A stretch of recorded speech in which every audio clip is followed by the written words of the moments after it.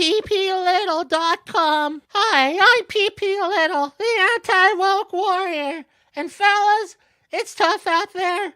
All over the country, manly mans like us, all like me, can't get girlfriend, no matter how many times we point out the objective flaws in The Last Jedi. Trust me, I've been trying for 6 years.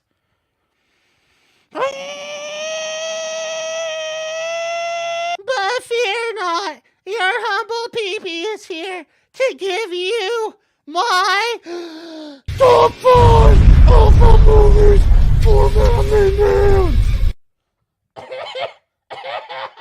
Number 5, Snow White, the 1937 version. This movie has beautiful songs and animations. It captures the imagination of all who see it, even now, almost 100 years after its release. It also presents us an idyllic world where everyone you see is white, and all the betas are sent to the forest where they belong. However, the most alpha part of this movie is Prince PP Charming, with who I identify with greatly, and can kiss any girl he likes, even if she's sleeping. Number 4, Clerks. This classic black and white film has stood the test of time, from back when big anime titties were few and far between, and waifu body pillows were beyond oceans. Before feminism and black mermaids, men were men. They worked manly jobs, like rental store clerk or convenience store clerk. All a man had to do was complain about movies and comics, and they would get girlfriends. Nowadays, women expect you to have goals and hobbies and smell good and respect their boundaries. Gone are the days where you could call up the boys for a donkey show. I'm disgusted and repulsed and I can't look away. Number 5, Forrest Gump. Jenny, goddammit! Why didn't you listen? Why didn't you stay with the little guy who couldn't read? Why did you get infected with the woke mind virus? Let this be a reminder, ladies, that when you ignore the nice conservative boy, you get AIDS. You get AIDS and you die. Sorry, guys. It's just that this movie gets me very emotional every time I think about it. This movie proves that in real life, all woke people are evil hypocrites, not like me, who is very accepting of others. Get out of here! I'm not racist. I watch Godzilla -1. Speaking of... Number 2, Godzilla -1. This movie is destroying Hollywood. The people are sick and tired of having politics crammed into their entertainment by manipulative assholes pushing an agenda. This movie is a conservative masterpiece. It's about a bunch of top G's who are World War II vets banding together to bring down Godzilla. The big twist is that they were Japanese all along. Despite that, this movie is as American as it comes. It shows men being strong and stoic and women depending on them financially. These men are warriors who will do anything to defeat their enemy, no matter the cost to themselves or the people around them. I'm talking shoot first, ask questions later. Or at least that's what I think the movie's about. I don't really watch movies. I watch Nerdrotic summarize them in full while he feeds me my opinion. That's how you hurt Brie Larson. Before I get to number 1, some honorable mentions. Boondock Saints. This movie makes me want to be a better man. 500 Days of Summer. Summer should hang for what she did. A Walk to Remember.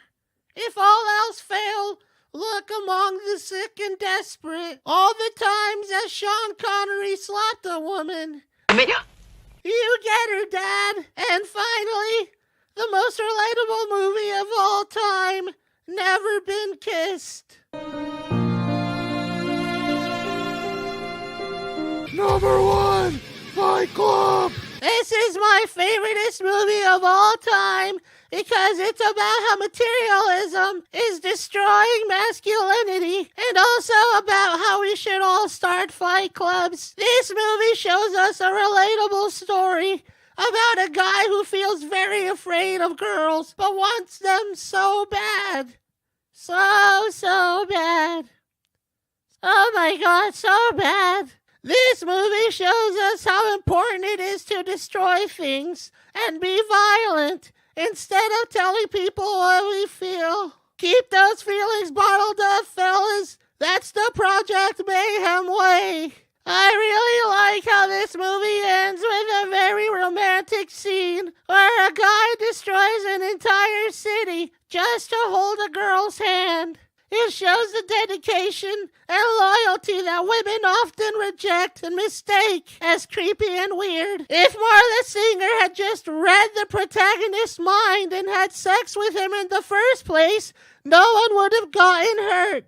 It's that simple. Communication is gay. You know what isn't gay? Rolling around a creepy basement shirtless with other mans, beating each other off, up. This is how you beat socialism and gay thoughts. So that's my list, ladies. These are the movies that shaped me as a man, a real man, a man's man. I'm so manly, you already want to make me a sandwich. I bet you never heard of these movies. They're so obscure. Date me, and I'll show you them, and then we'll get married, just like the good Lord wants. Hit like and subscribe and say hi in the comments. PP let all out.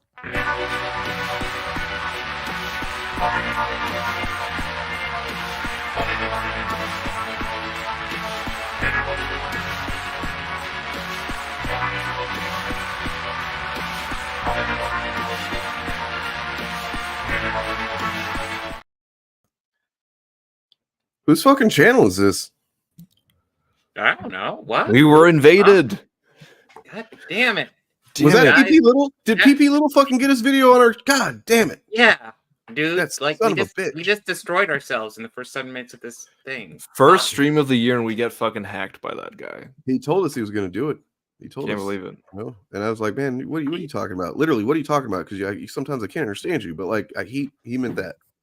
He's a smart dude. We cannot counter anything. So I mean, the best move is to just ignore it and move forward. Because We can't counter anything, but what you can counter is not going and subscribing to Pop Counter Culture. Did I get you there? I think I got it there. All right. I think you got all of them there. Yeah. So go ahead and do that. It is in the description. Just don't subscribe to that fucking PP just little don't asshole. do it, man. He's you know he's owning us. You know.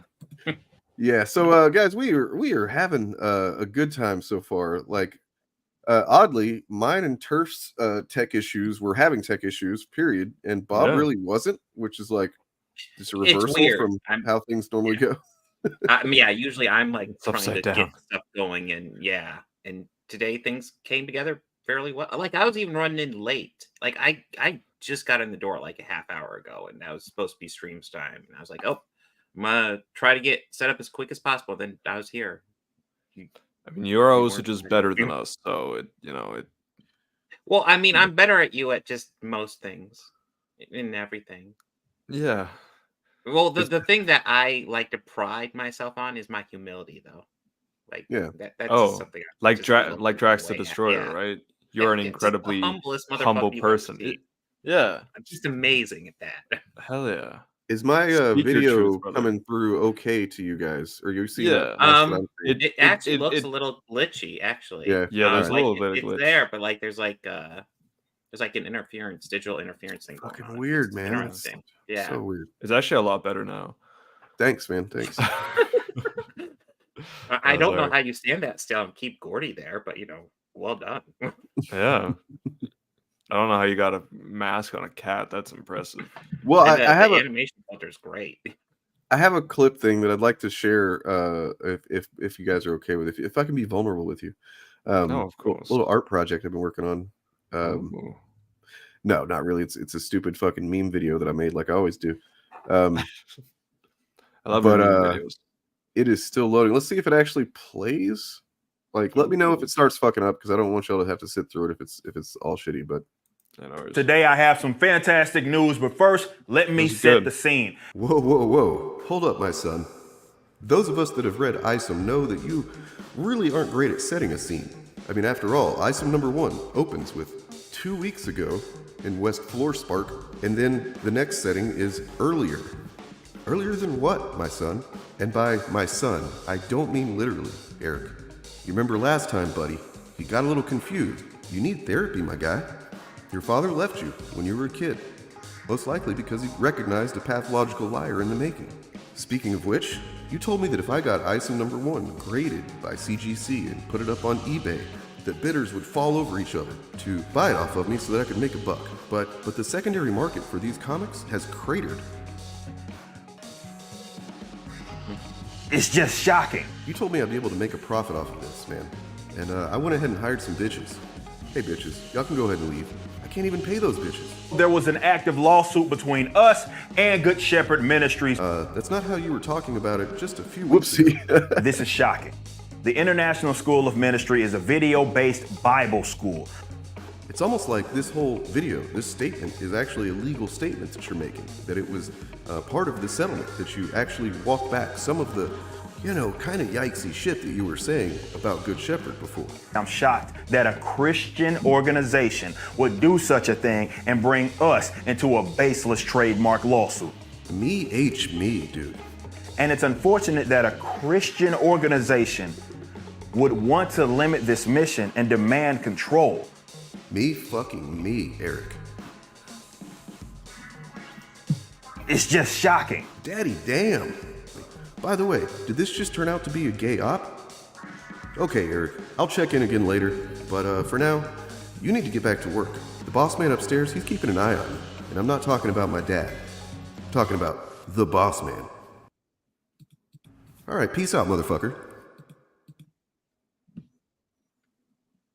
Dang, guys, ask what the fuck? What? Thank God Jesus is here to save us. How did you just think to do this? Your brain fascinates me sometimes. Yeah, so I came across some Jesus green screens that were like somebody had uploaded them. It looks like maybe some church like back years ago had uploaded them, and they were probably using them for like legit purposes. And like it's just these really crappy little animated Jesuses that do like 3 motions and then that's it. And I was like, well, if I make him say some funny things, that could be funny. I don't know. And then I was thinking, what would be funniest is if he's like holding Eric July to account. I don't know. Actual Jesus, yeah. Yeah, that's my favorite line too. I can't even pay these bitches. So I got some bitches. Hey, bitches. You can go, bitches. I can't even pay those bitches. Damn. That's me quoting my own thing, like cool guys do. No, that's not you. That was Jesus. Have you ever wanted to Jesus? We're reading actual quotes. Have you ever wanted to be a voice actor? Sorry. I mean, I'd never thought of it until like shortly after I started YouTube. I had an audience member like email me and ask if I wanted to, or if I would be willing to voice the Spirit, or no, not the Spirit. It's actually the narrator about. He did a project on the Spirit in college. He's an animation student. I imagine he's graduated by now, and it was pretty cool. I think it's up on my channel still. But like, yeah. He was like, I'll give you $50, and I was like, oh, okay. And then suddenly I'm like, wait. Because I'd also like been hearing once I started YouTube, people are saying, "Oh, I like your voice," and all this. Like, wait, I have a good voice? What? Yeah, you do. You do actually. You guys both have good voices. Oh, thank you. Mine is complete ass right now because I've been sick as shit. And it sounds better than it did yesterday. Definitely a lot better. I felt and I imagine sounded about half dead yesterday. I mean, yesterday it had that like raspy sexiness, that comes with being sick, but like. No, nothing else. Well, I've thought about it. So if anybody wants to hire me for, or just, I don't know, I'll do something for free. I actually kind of, never mind, I'm not going to admit to that on screen. So, have you done porn? No, yeah, but only the voice. Oh, okay. Voice work in porn. It's a very popular Yeah. industry. Just like the guy that they got, he's got a big dick, but his voice sucks, so they hire out somebody like to kind of dub his lines. I'm just The dude's imagining like like ripped with a massive dick. He sounds like Gilbert Gottfried. It's So like, so I just go in there and I go, yeah, fuck yeah, and that's it. They pay me. cool. Good shit, man. Happy New Year, you guys. Yeah, Happy New yes, Year. Happy New Year. Yes. I guess let me go ahead and do some channel promotion here. So like for New Year, I'm gonna try something new. If you've been paying attention to my social media, you might be aware, but I'm going to start beginning my streams going over some new comic books because I haven't gone into comic books for a while. And yeah, no, the conversation like I was in with you and Blurred, I was just like, I feel behind. I can do like the classic stuff, but like new stuff, I don't really do. I do graphic novels occasionally, and that's it. So for the next couple weeks of my live stream, we'll see how it goes. I'm gonna pick up 3 comic books a week and just give my reviews, give breakdown of them, give my reviews and thoughts.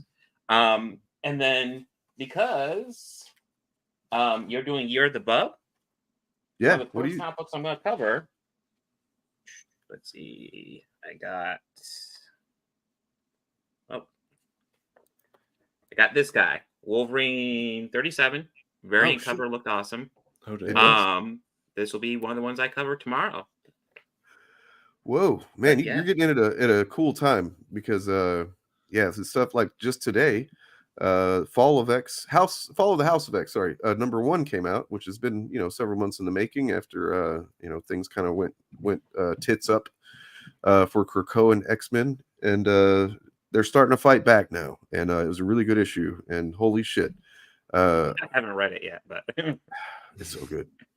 But yeah, that's awesome, dude. Like I mean, if you end up getting into reading comics every week, we just take turf off of this show, and obviously I got 3 read for tomorrow, and I will say I thought 1 was okay, and then the other 2 I thought were excellent. Okay. And if you want to know which ones you got, stay tuned tomorrow for the solo stream I talk about. Yeah, cool. Damn. So you said one of them was bad? Are you okay with that, Dane? I think I would argue. I want to give it some skosh because I don't want to be like, oh, it's shit, because it was literally like the whole experiment is me going into the comic book store and just picking up 3 things that I think look like fun. And that one was the last part of a storyline. So I just kind of got thrown in right at the end. So I like to add a caveat to that. Yeah, it did throw me. But yeah, fair. caveat. Okay. Well, by the way, we do have actually our own comic book now. I don't know if I guess I can kind of show this. I mean, it's not really. It's just part of the intro that I'm still working on that'll be debuted the next show I'm on. But like, I don't know, I'll show this part.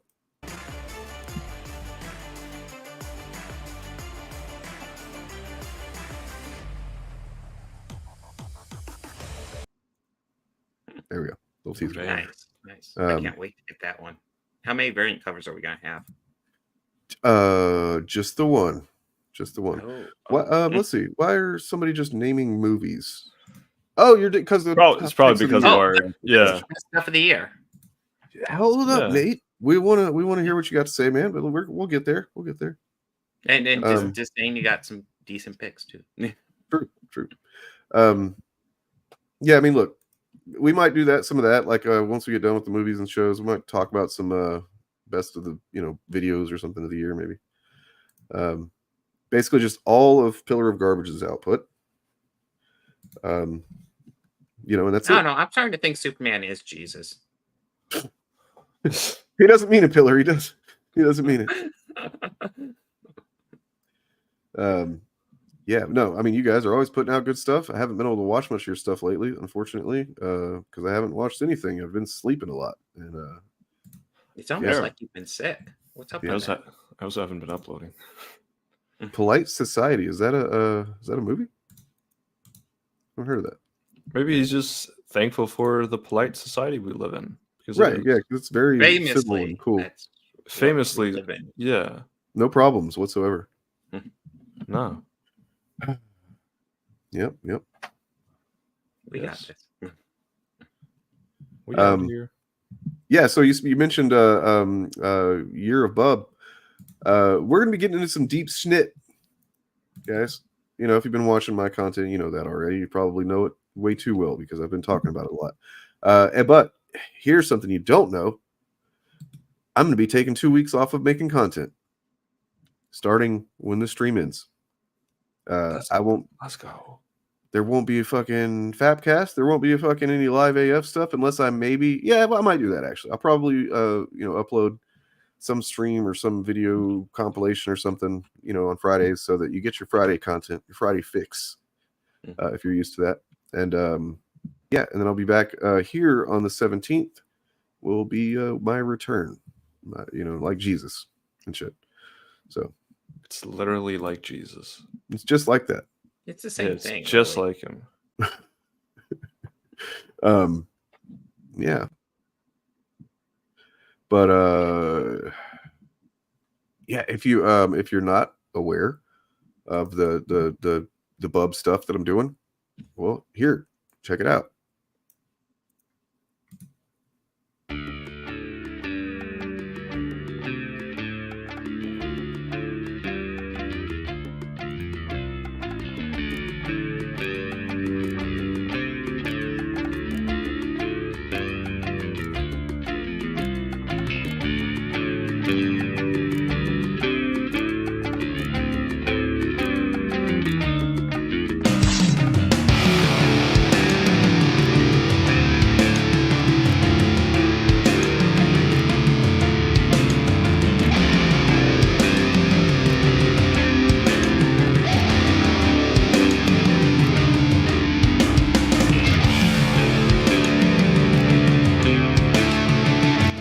Yeah, and as it says there, I'm going to be doing content on Wolverine all year long.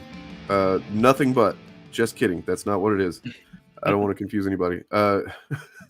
This video isn't exclusively about Wolverine. What the fuck? Yeah, well, I mean, it is now. You just didn't know about it. So, yeah, it's the 50th anniversary of him, of the guy, the man himself. In fact, let's see. The original short king. The original, exactly. Yes. I got a little thing here where he announces how old he is. I'm 50 years old. I feel the way I feel, bub.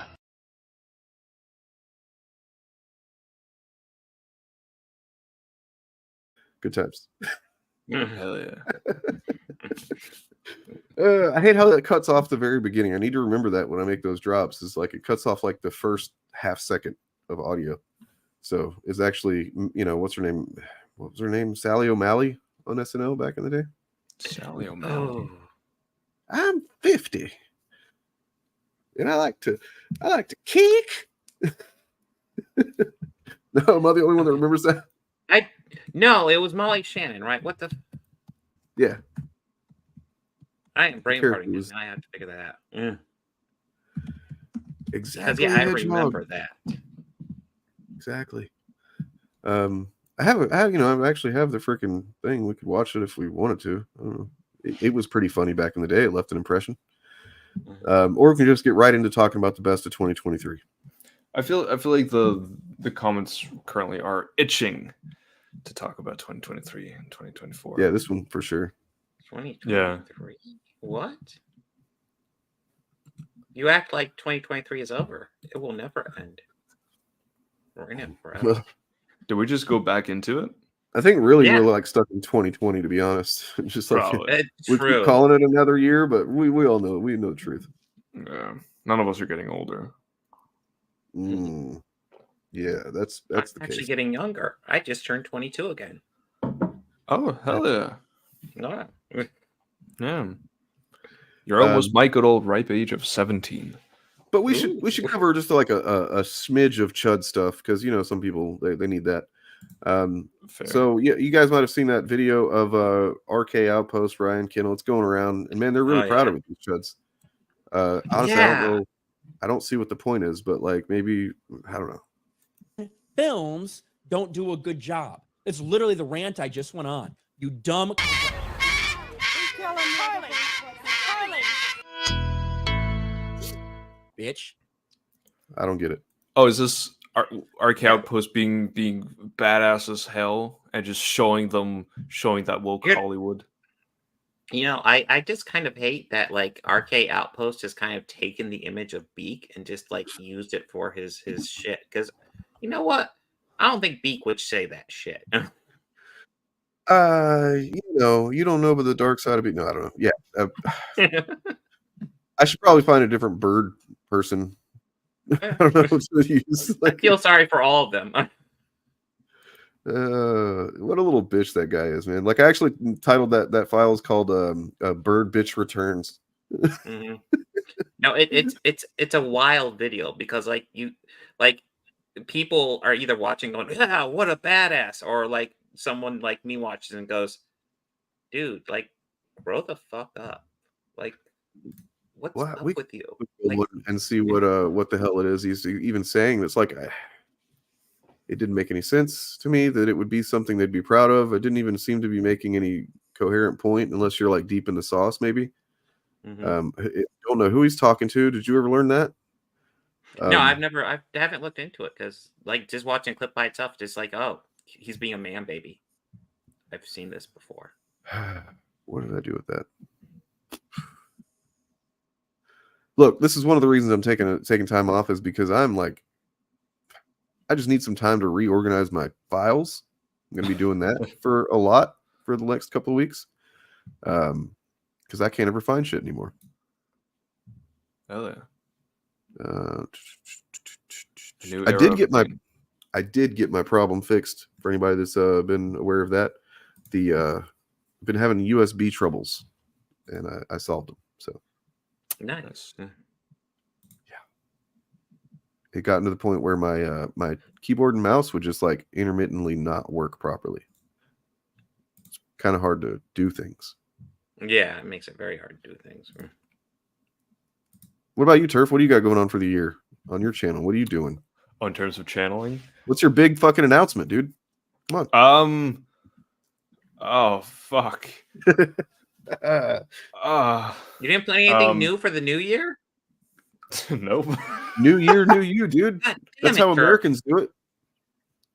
You're just gonna do the same old content and constantly outperform us. I see how it is. Yeah, that sucks. That's lame. Shut up. Actually, on my first video of the year is gonna be the all of like the full drinker video. Oh, because I still have not uploaded that. So for once on my channel, people are gonna get a video that's actually well edited. So that's crazy. I forgot to cut out a part of that. I remember now that like I should have done that. I should, yeah. No, I've cut a bit in it. Okay. A couple parts I've added a little bit of my own editing, which is just which is just nothing. Well then, yeah. Try to spot the differences. No, but yeah. Then I honestly have no plans. I don't know what I'm video making next, and this I know this is not how things are supposed to sound right after New Year's. People usually have a plan, but like, you know what? I've been in like a little state. I've had a lot of busy stuff going on, a lot of other interesting things, and I've just haven't been thinking too much about the channel per se. However, that's good. That's fine. That's actually good. That is good. However, I feel something brewing, something inside me. Like I need to soon get something off my chest. You know, I don't know what yet, but it's coming. However, I'll be every week for the foreseeable future on the stream. So to the people who feel like there's not enough videos, then yeah, and who knows? Like I start making plans. Like it goes from week to week. 1 week I'll be like, oh well, I'm not gonna make anything for the next month. And then the next week, I'm like, all right, I'm planning 6 videos ahead. I'm not going to do anything, and then all of a sudden, friggin' Heels vs. Babyface whinges about pronouns for a few minutes, and it's like, okay, I'll do something. Yeah, exactly. I might think about talk about the whole Star Wars theory and Mark Hamill thing, and just like and make it of more like, because one thing with my videos is that like I always jump on like something that was like kind of trending and like a big deal that everyone made their videos on like weeks before I make my video. Yeah. So it's like I always feel like I need to do something a little bit extra, you know. So I think it's gonna be like I'm gonna use that thing that has just happened to talk about the whole like Star Wars and Star Wars fans and Mark Hamill in general, you know, and like how when The Last Jedi came out, he was often like his comments were used as like one of the main arguments against The Last They Jedi. still stuff are. like that. And they still are, yeah. And then how to now, for some reason, a lot of like Star Wars theory fans just like turned on him after he just said no when someone asked him if he'd given permission that Star Wars theory could use his own face, like Mark Hamill's face in his like fucking fan film, which he basically defaked Mark Hamill onto Luke Skywalker, which is what we've just had an entire fucking strike about from the side of the actors. Yeah. That like you can't just use their faces with AI. I mean, there's also other stuff, right? But like that was one of the pretty important parts of the strike. Indeed. It's just a stupid situation. Why does why like I don't know, I just get the feeling maybe he didn't engage too much with the dialogue that was happening during the strike. So I can't imagine he would. Bro has like a Lamborghini, has a fucking mansion, Christ. like bro, I don't think he's like worrying about that stuff. That's really dumb. And it's like he's been talking about his deep fake trilogy for a while now, that he wants to do like the Heir to the Empire comics with like instead of the sequels, and it's just like, oh, did he talk to Timothy Zahn? I'm not sure. Also, I am seeing a bug that needs to be vanquished, so I will go for it. Go kill it, murderer. I will. Does it look like a mermaid? It is. Well, Turf said he's got something brewing, and I know someone else that's had something brewing. And we'll see what he had to say. The thing that I've done that's been the most mild thing, the least political thing that I've done, the least controversial thing that I've done, or should have been, was launch a fucking comic book company. Who would have thought? Who would have fucking thought me launching a comic book company? Fucking mad!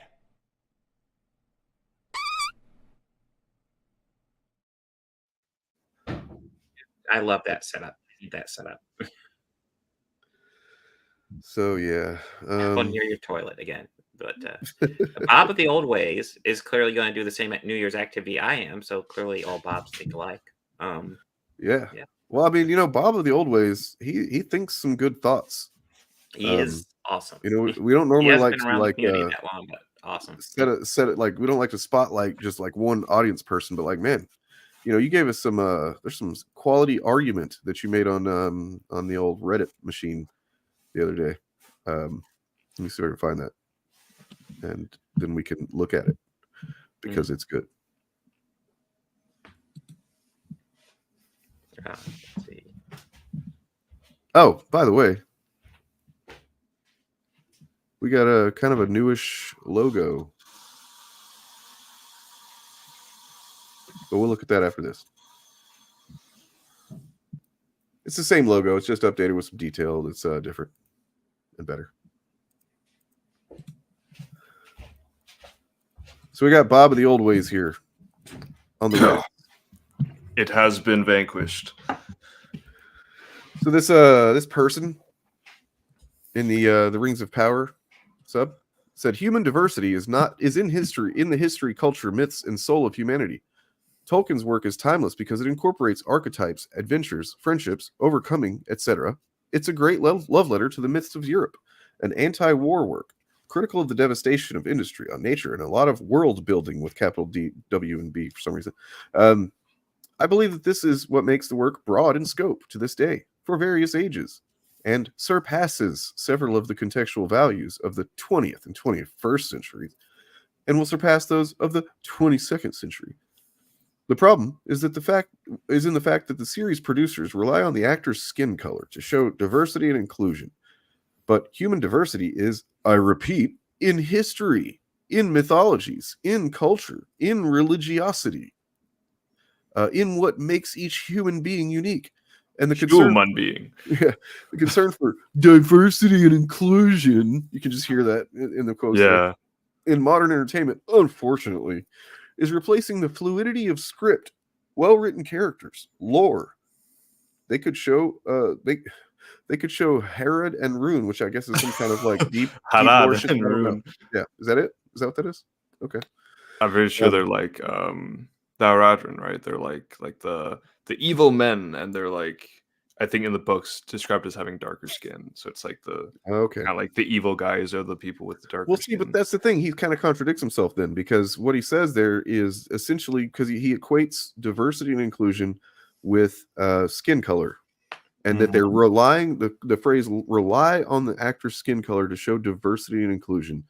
And then first let's get to what Bob of the Old Ways said, because that's one thing. It's way better than my point anyway. He says, well, if we stick to Tolkien's original authorial intent in his tales being the true history of our own world in a prehistoric age, then there's a skin color problem built in. By scholarly calculations, Aragorn became king around 9,600 years ago. White skin didn't appear among humans until about 8,000 years ago, more than 1,000 years after Aragorn's ascension, which means there were no white people in Middle-earth. Sit with that as long as you need. Fucking, I love it. Yeah, when I found this, it was on fire. This fucking subreddit. Yeah. Yeah, I loved it. Like, there's like some universities where you can study like Tolkien. And I'm just like wondering whether like if you talk to one of those professors, like would they just be uber racists? Because that's like because ever since like the Rings of Power came out, I feel like most of the times when I like see some like Tolkien expert, sadly, it always has something to do with the skin color of this new series. And it's obviously because like most of the time people with views like these are the most loud online, right? And most normal people, they don't engage with this shit, right? So it's obvious that we're gonna see those more. But like yeah, people who talk like it's like okay, let's dive deep into Tolkien. Like most of the time they're just trying to find some way to excuse being racist. Yep. Yeah. And that's, we talked about it yesterday that like I was also often frustrated with Rings of Power discourse because I don't know the lore, the deep lore, like a lot of people that seem to whenever they were using it to be racist. So I don't really know how to effectively counter that shit, which I don't like. And so just to see Bob of the Old Ways here, we got to distinguish him from this other Bob we got. The Bob of the New Ways, you mean? Wait, what? Bob of the New Ways. Yeah, you're the new Bob now. You review comic books. Yeah, just it's very satisfying, and so my point that I was adding to it was that the way he like just lumps actor skin color in with diversity and inclusion, and then he makes this claim that those are is replacing fluidity of script and well-written characters. And I'm just like, wait, if we're just talking about the literal color of people's skin, how is that replacing anything to do with the script or well-written characters or lore or anything? How is it replacing any of that? It doesn't even make any fucking sense. So there's that too. Yeah, it's just overall, it's just a fucking weird thing to be upset over.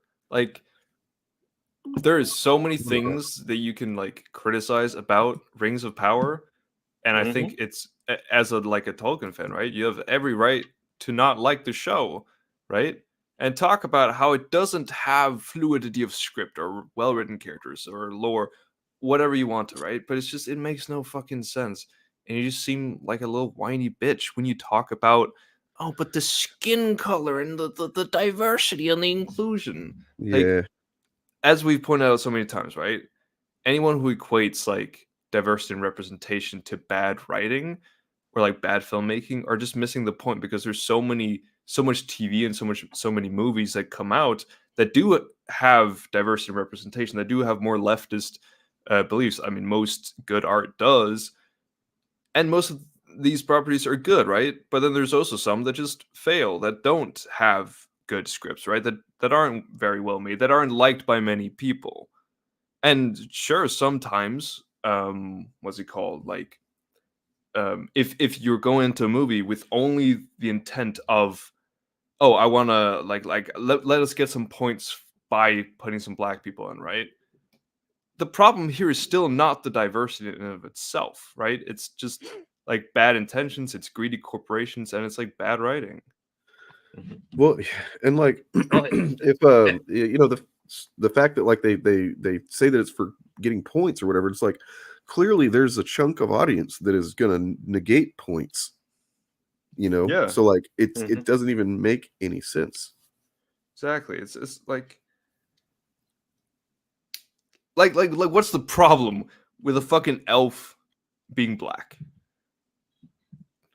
There is nothing. We need ears. It's like, Well, if you adopt the perspective of you know, like not necessarily like an avowed white nationalist or white supremacist, but like someone who has some deep fucking internal, you know, white bias, you know, that makes him anti, you know, not necessarily he's like going to be hateful to every person of color, but the fact, but they do, a lot of people do believe these days that, you know, that there's a replacement thing happening. It's this, you know, great replacement theory, which is a white supremacist fucking narrative, but a lot of people believe it that aren't necessarily that, like intentionally, right? So they think that giving any ground is a bad thing. They think, you know, you can look and see where they think that something about, we were talking about the other day, that like there's a chunk of probably Fox News viewers who think that you know, immigrants just come over the border and they're given places to live and money and jobs and stuff ahead of anybody else. It's like that doesn't happen.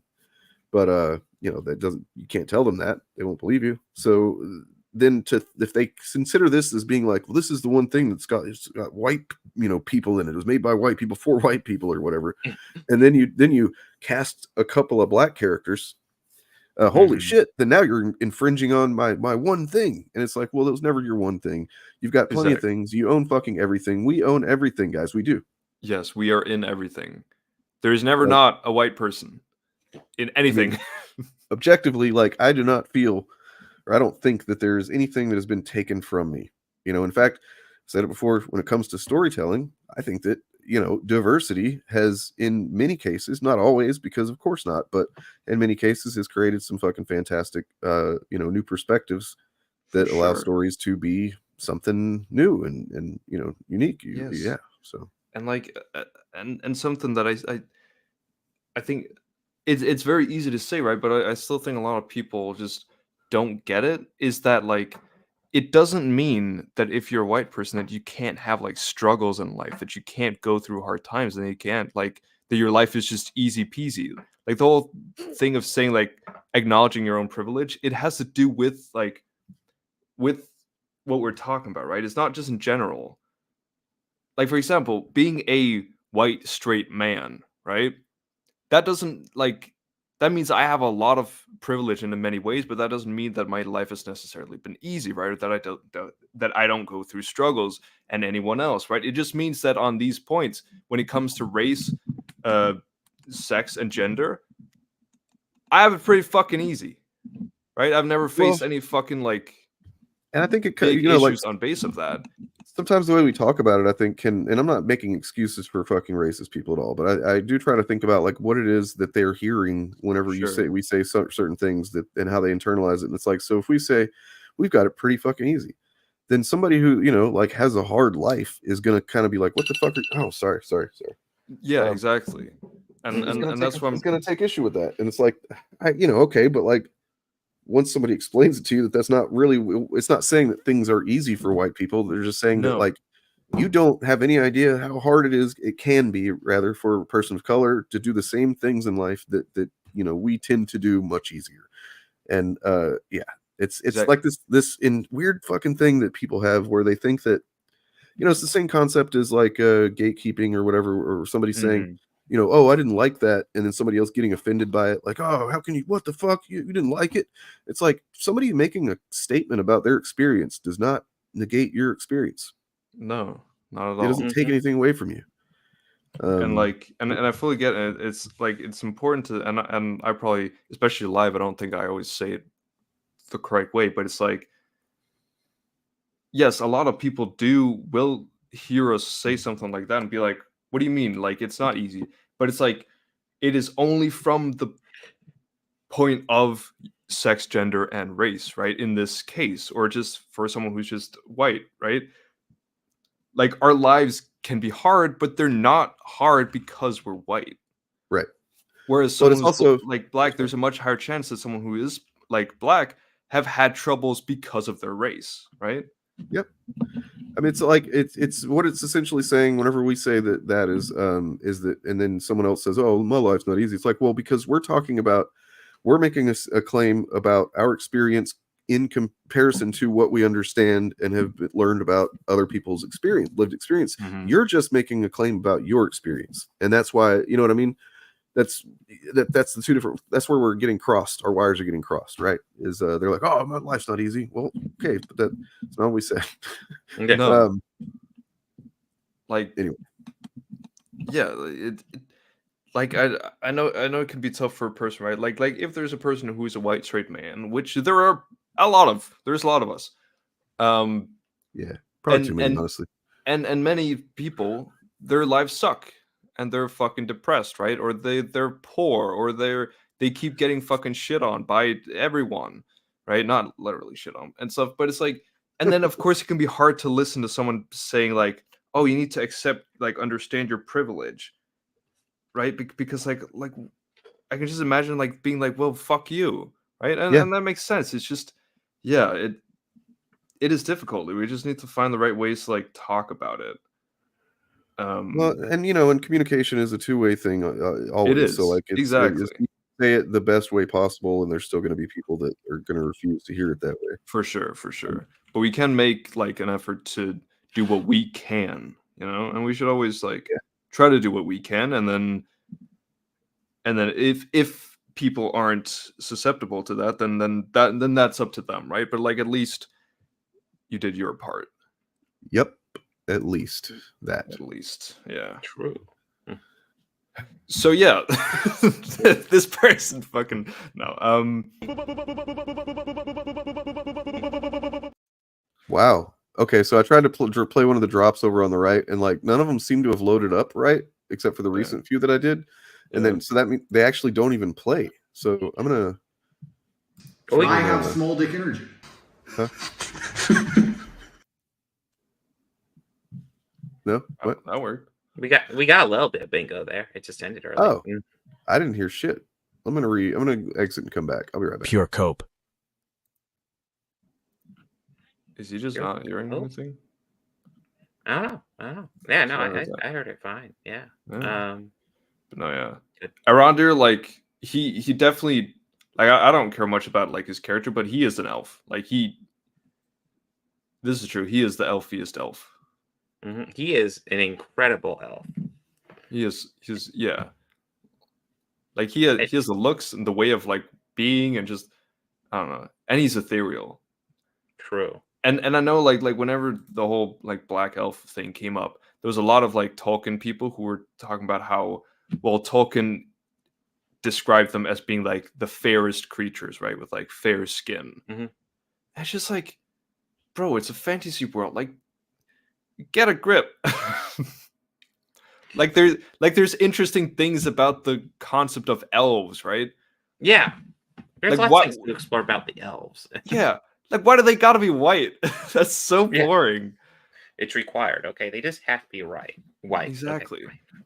Like, and I also often hear these people talk about like, oh, well, race is a lot more complicated than just our form of race. Yes, then let's explore that, right? Like, there are like in Lord of the Rings, there's race is an important thing, right? And there's like a lot of disputes between, even on the good side, right? The elves, the dwarves, and the humans, and it's like, and there are distinct things that separate these races, but like neither of them are skin color. True. It's true. Just it's like, and sorry, okay. just last thing, because we mentioned it before, and it was like the whole the thing I know you also hear a lot with oh, why don't they just make like their own stories, right? And then you can put as much diversity in it as possible. But like this logic, like they don't adhere to it. Yeah, well, that's the thing. Like if like, number one, I'm fine with that too. Like Mm-hmm. what's going on right now with studios and big movies is that they're all franchises. They're all rebooting or doing some Yes. sequel. So that's why they're going to do stuff like that, because that's the only way to get representation in there, because most of the stuff just stars white dudes. Mm-hmm. So I mean that's kind of the side effect. So that's how you get representation. Now, if you're saying you want original stuff, I'm down for that too. But you Yes. know, when occasionally original stuff will come out and these guys will still complain, like obviously Miss Marvel and stuff like that. Like Yeah. you still Miss get these Marvel, like same the Black arguments, and Panther it's like, movies. well, cool, well, great. Yeah. Like, I don't know, as doesn't have to do with race, but like just like I see all of them as like within the same conversation, right? With like homophobia, racism, Oh yeah. sexism, transphobia, I all used that. to not clump them together. Then after I started dealing with it, I just started clumping them all Yeah. together because it's all close together. I swear. Exactly, and it's like oh well sure you're making like a feminist remake, right? We hate that, but go make your own one. And then like Barbie comes out, right? Yeah. Which is an original a movie made by like a really passionate filmmaker, and then they're Yeah. like, oh, it's feminist. Like what the fuck? You also have like the newest Doctor Who. I don't know if that also counts as like a what's it called, race swapping, because it's like it is a new Doctor. Like the Doctors are different characters, right?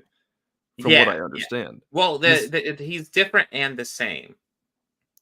It's weird, Oh. but the fact is that the Doctor's been recast so many times, so just Yeah. having a black person play the Doctor seems logical. And they've even have a storyline explanation, because like he already exceeded the maximum amount of lives he was supposed to have, and then he was gifted more, but he doesn't know how many. And and these new lives seem to be a bit more more of a twist. There's more Yeah. variation in them.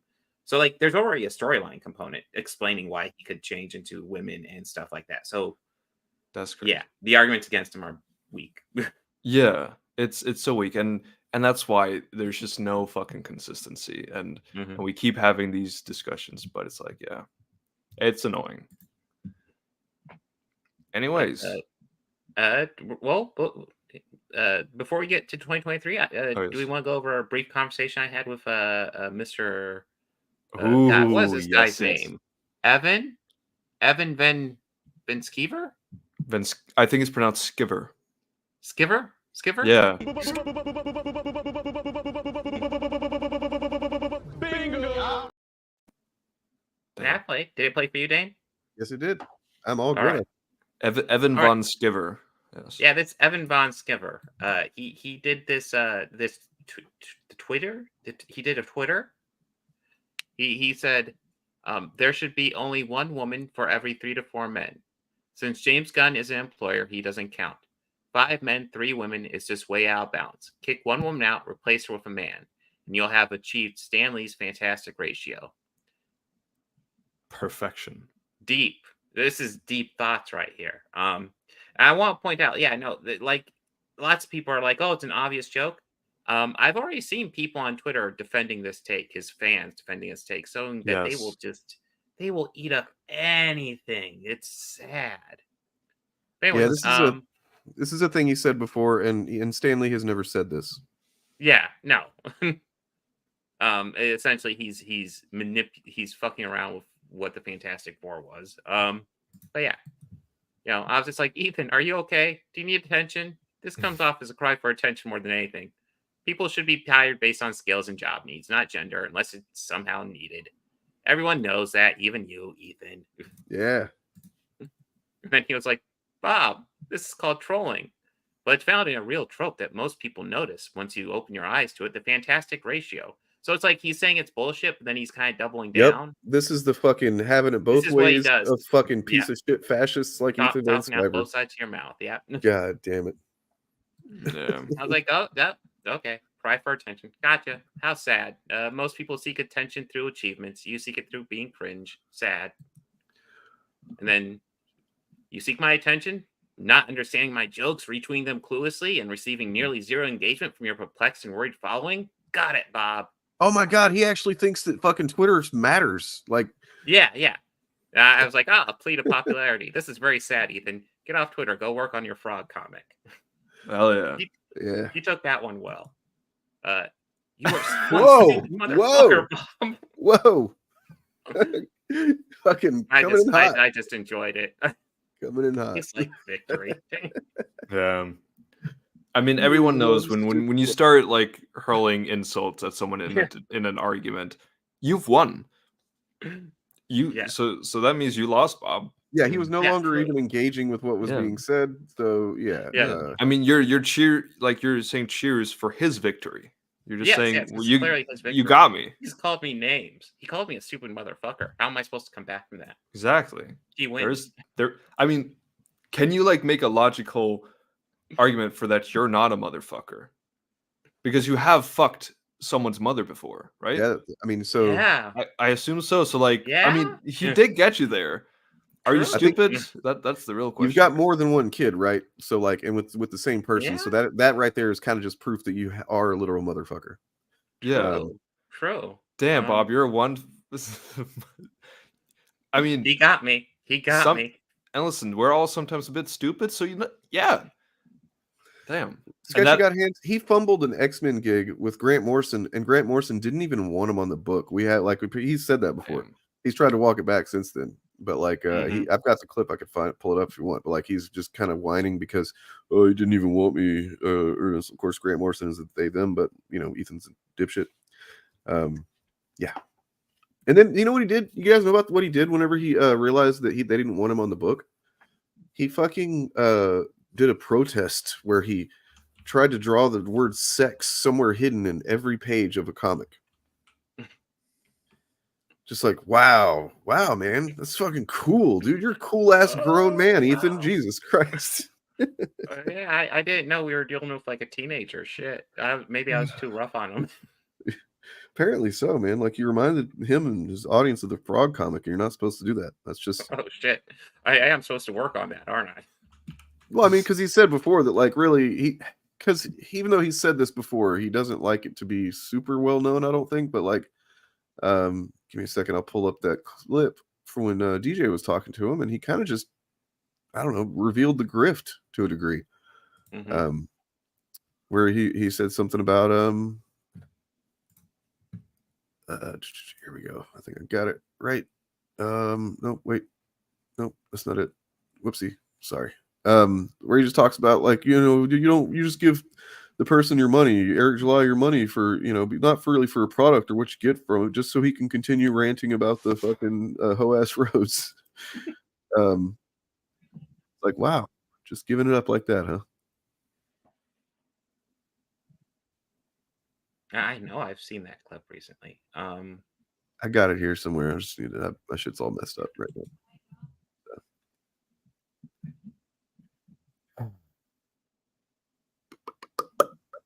Anyways.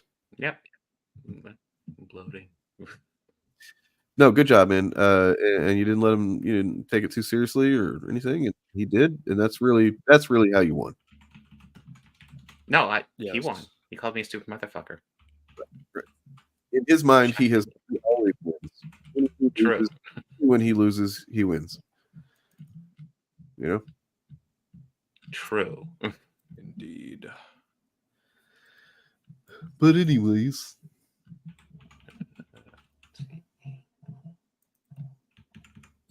So, we'll talk a little bit about 2023. About 2023.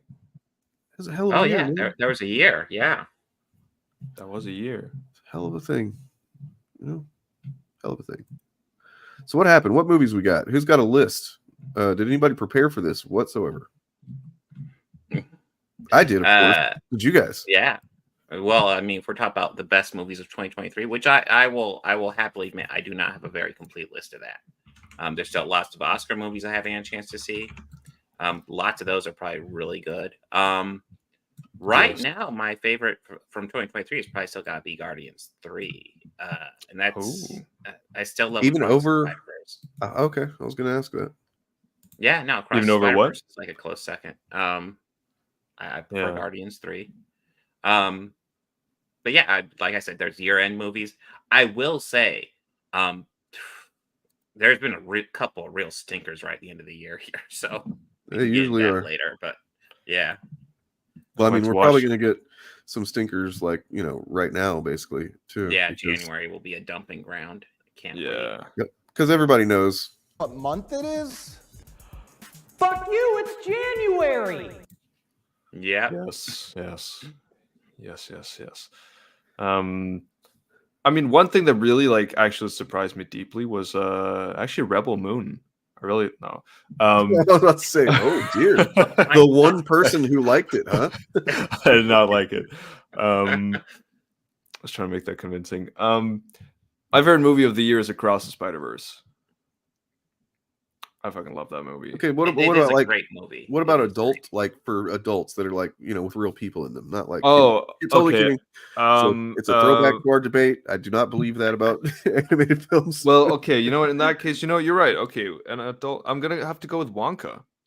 Oh, I it really- have not seen Wonka yet. I'm seeing it this weekend. I went Is it to watch actually it with good? my girlfriend.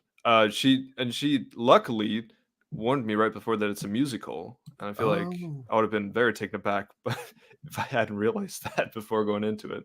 But, I thought it was fine. It's it's a decent time. I think it's charming in its own way.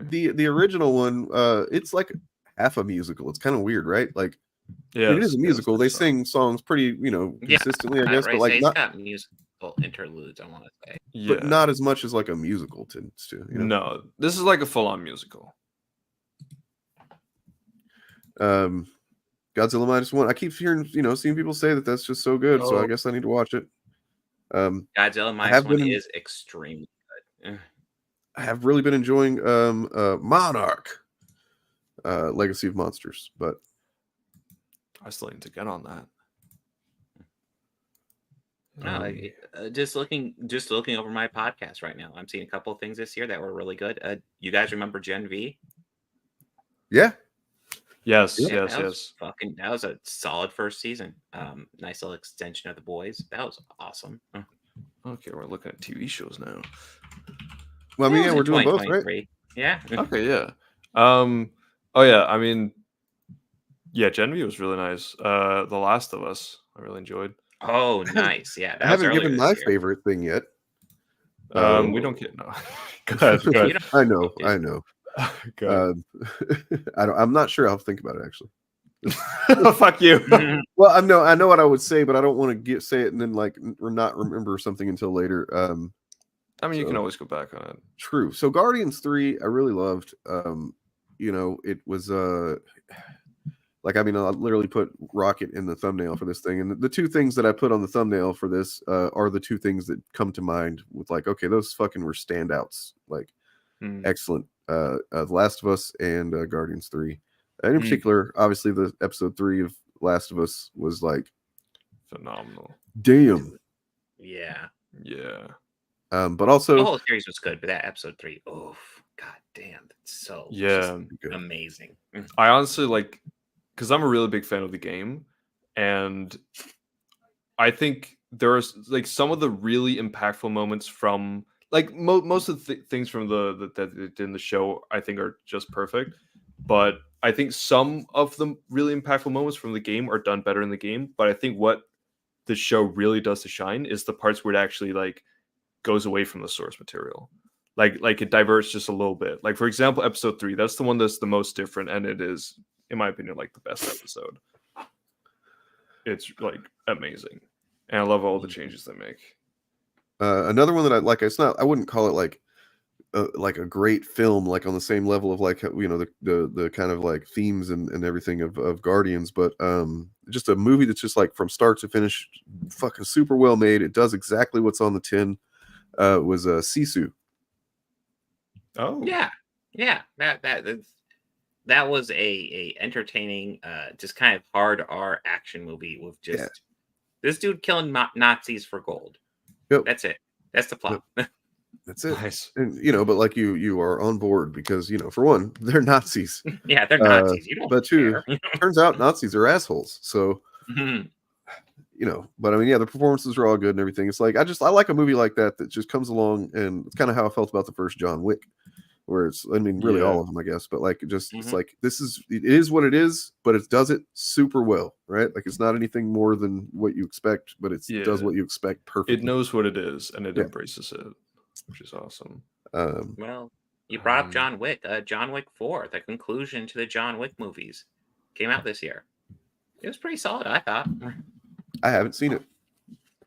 It's a good one. It's a longer one, but like it concludes all 4 movies. Like as much as I enjoy all of them, I did feel like every movie was starting to really get diminishing returns. Yeah. And I felt like this one was probably maybe a step up from 3 for no other reason than it's got the really good action sequences, but also like wraps things up. Finality. The ending of 3 is wonky. As much as I like 3, the ending is wonky.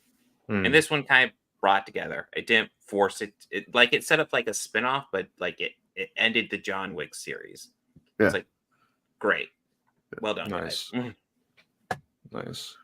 Wait, was Scream 6 this year? Yes, Scream 6 Oh, was good too. I I'm really like Scream disappointed 6. that now I have to boycott Scream 7 probably, but Yeah. I think a lot of people are gonna not really give a shit about Scream 7.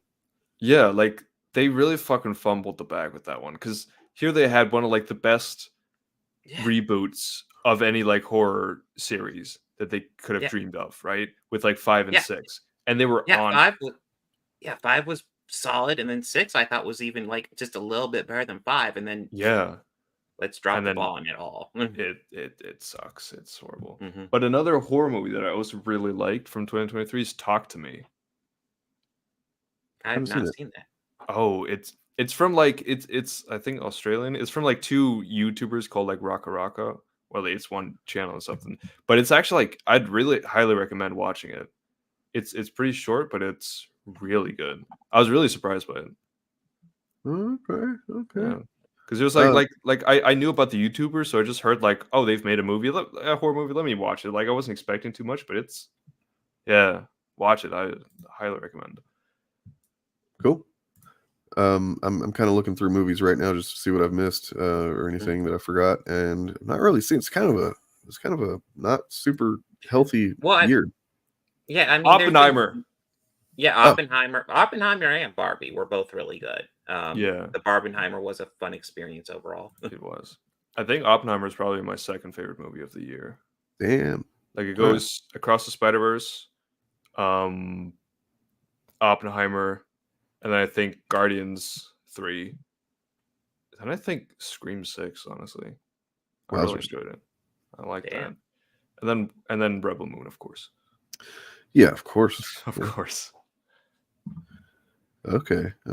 Well, let's see. A couple other things that are catching my eye. There's Lower Deck season 4, which I thought was really good.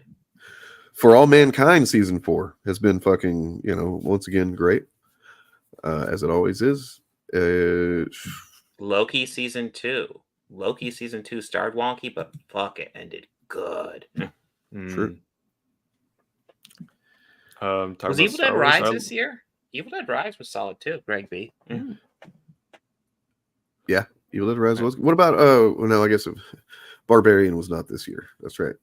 No. I wish it was, because man, Barbarian was fucking good. I enjoyed Ahsoka. Ahsoka was fun. I thought, like fun Star Wars. Yeah, it's like a throwback, like classic Star Wars. I enjoyed Ahsoka so much.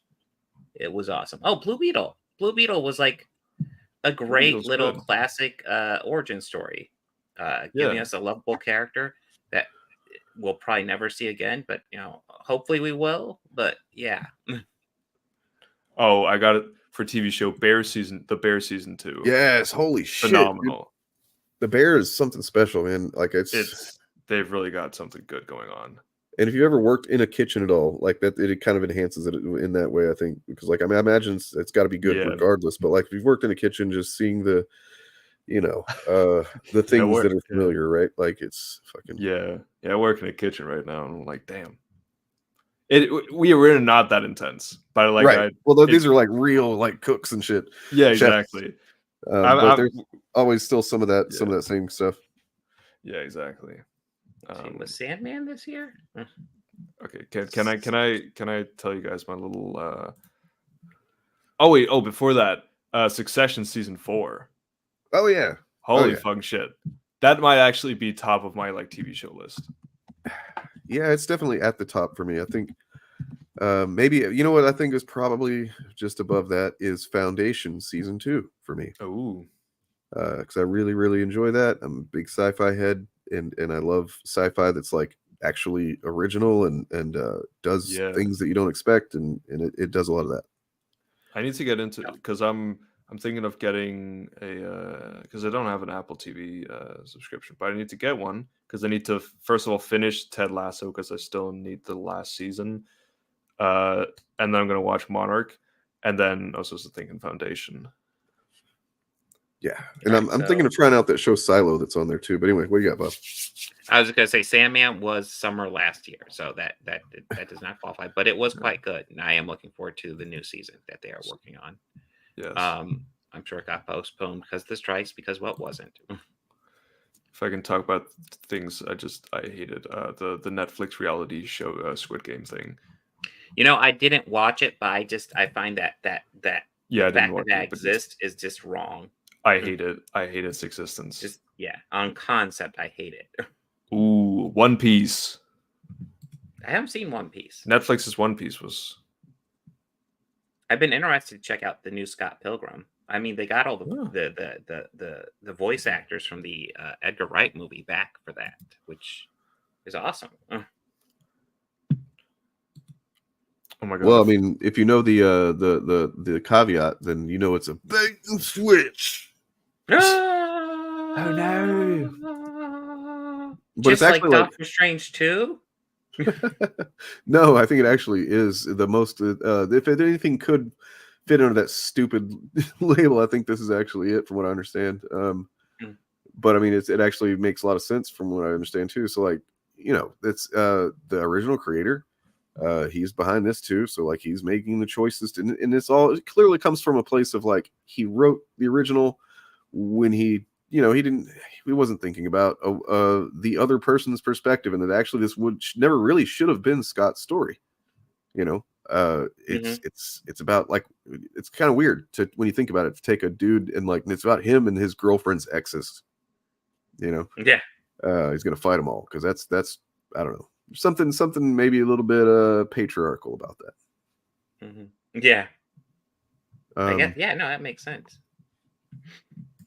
So I guess before we move on to negative stuff, there's a couple, I want to give quick shout outs to a couple things because I'm looking over stuff. There was stuff I really liked. I brought up Lower Deck season 4. Strange New World season 2 was also this year, and that was fantastic as well. The Haunting in Venice, the new Kenneth Branagh Hercule Poirot movie, was probably the best one in the franchise so far, which has been decent. I'm a Kenneth Branagh fan, but like that one really stood out. Really well done. Oh, Killers of the Flower Moon, fantastic Martin Scorsese movie. Let's see. I'm sure I'm forgetting a couple of things, but those are the things I'm seeing. That Good Omens season 2, that was fantastic as well. Good stuff. All right. Yes, the Alpha Core animated trailer was, of course, the best movie of the year. Yeah. Clearly. Yeah. Which one? Alpha Core animated trailer. Yeah. The fish comic book. Oh my god. Tuna book. Damn. Tuna book. Made of all white meat. It's all white, just like Ripper versus Fanbase. Yes. Classic. I'm trying to think of I guess that's it. Like, I was trying to think of horror movies too, and like there's not been anything that I would just consider as. I mean, I've seen a few, but there's nothing that I was just like, oh, that was really good. I was trying to see. I watched one that was on, I think it's a Shudder original that I watched, and it was, it was pretty goofy, but it was also very good. Like, it's about it takes place in the 80s, and I wish I remember the name of it, but like it's this stripper, erotic exotic dancer, and she's like has a rivalry with this Christian girl who protests outside the strip club every day. And they both end up locked in the strip club whenever the apocalypse happens.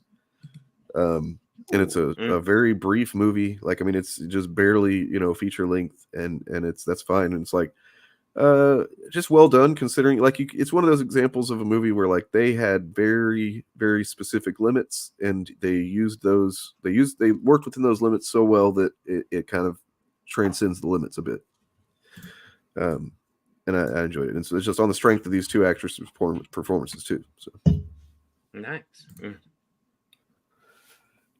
I wish I remember the name of it because I'll tell you that, but as of now, you don't fucking know what I'm talking about. So whatever. Yeah. What? Huh? Oh, the movie you're talking about is called Rebel Moon. Yep, that's it. Yeah. That was my favorite. Let's see. Do we want to dive into any of the stinkers? Oh, the stinkers of 2023. Yeah. Well, I think one movie I often show my distaste of on stream, even though I definitely do not think it's even close to being the worst thing that came out in 2023. It's just the thing that like bugs me the most. And it's Ant-Man 3 Quantumania. Oh, yeah. I have you guys already know I have a disdain for this movie. I thought you liked it. I hate it. Really? Okay. Yeah, you see, I do think that movie is kind of nowhere. I wouldn't say I hate it at all. I think it's got some entertaining stuff, but yeah, it's got issues for sure. Yeah, it's just one of those things where it's like if I had to like rewatch something from the year, like it's just the one I'd want to rewatch the least because I just didn't. I would actually probably say I prefer that movie to Marvel's. Just real quick, if you're commenting on the movie I was discussing, well then no one's coming to save you from being wrong because it was called a Revealer. Ooh. Yeah. Anyway. Yeah, I haven't seen the Marvels yet. I'm actually looking forward to it. Like the fucked up thing that this Chud stuff puts me in a position. Maybe you guys have a workaround for this, but like I've been excited to watch the Marvels, even though I know that it's probably not going to blow my hair back or anything. Because I just kind of want to watch like a fun superhero thing. Yeah. But I'm not gonna. But I haven't been like, oh man, I'm so hyped to see the Marvels because, well, for one, I haven't seen it. Then why haven't I watched it if I'm so hyped for it? Well, because I just don't have the ability to right now. I've got between kids and stuff, Yeah.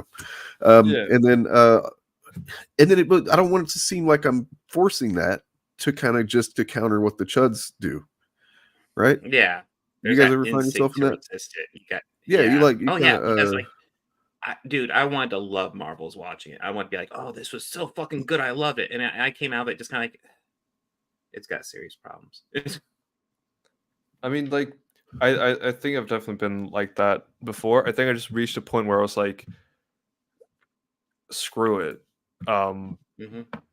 Yeah, just give your honest opinion. It doesn't like whether you actually believe it's a bad movie or not. Like that doesn't stop the fact that like what they say is just like if I see it, it's my favorite Marvel movie ever. I'll fucking say that. I'm just talking about prior to seeing it. I don't want to hype it up, just based on hype kind of thing. Like when I haven't seen it, just exactly. that would feel disingenuous to me, probably for sure. So look. Fucking Quantumania, it's a weird experience because like I thought I was enjoying it while I was watching it. I really did.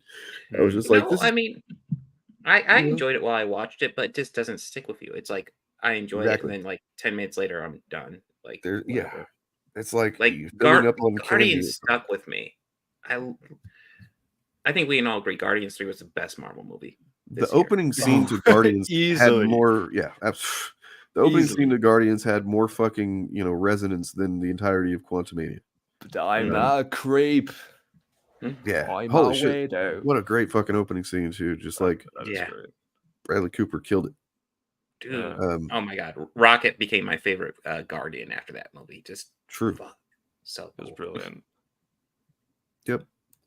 And it was kind of like we knew that I had a feeling based on this that there's a couple of lines in the first movie, and then like whenever he's changing his clothes and you see the stuff on his back, and Star-Lord kind of is like, there's something. I was like, man, if they get to telling his origin, it's gonna be good.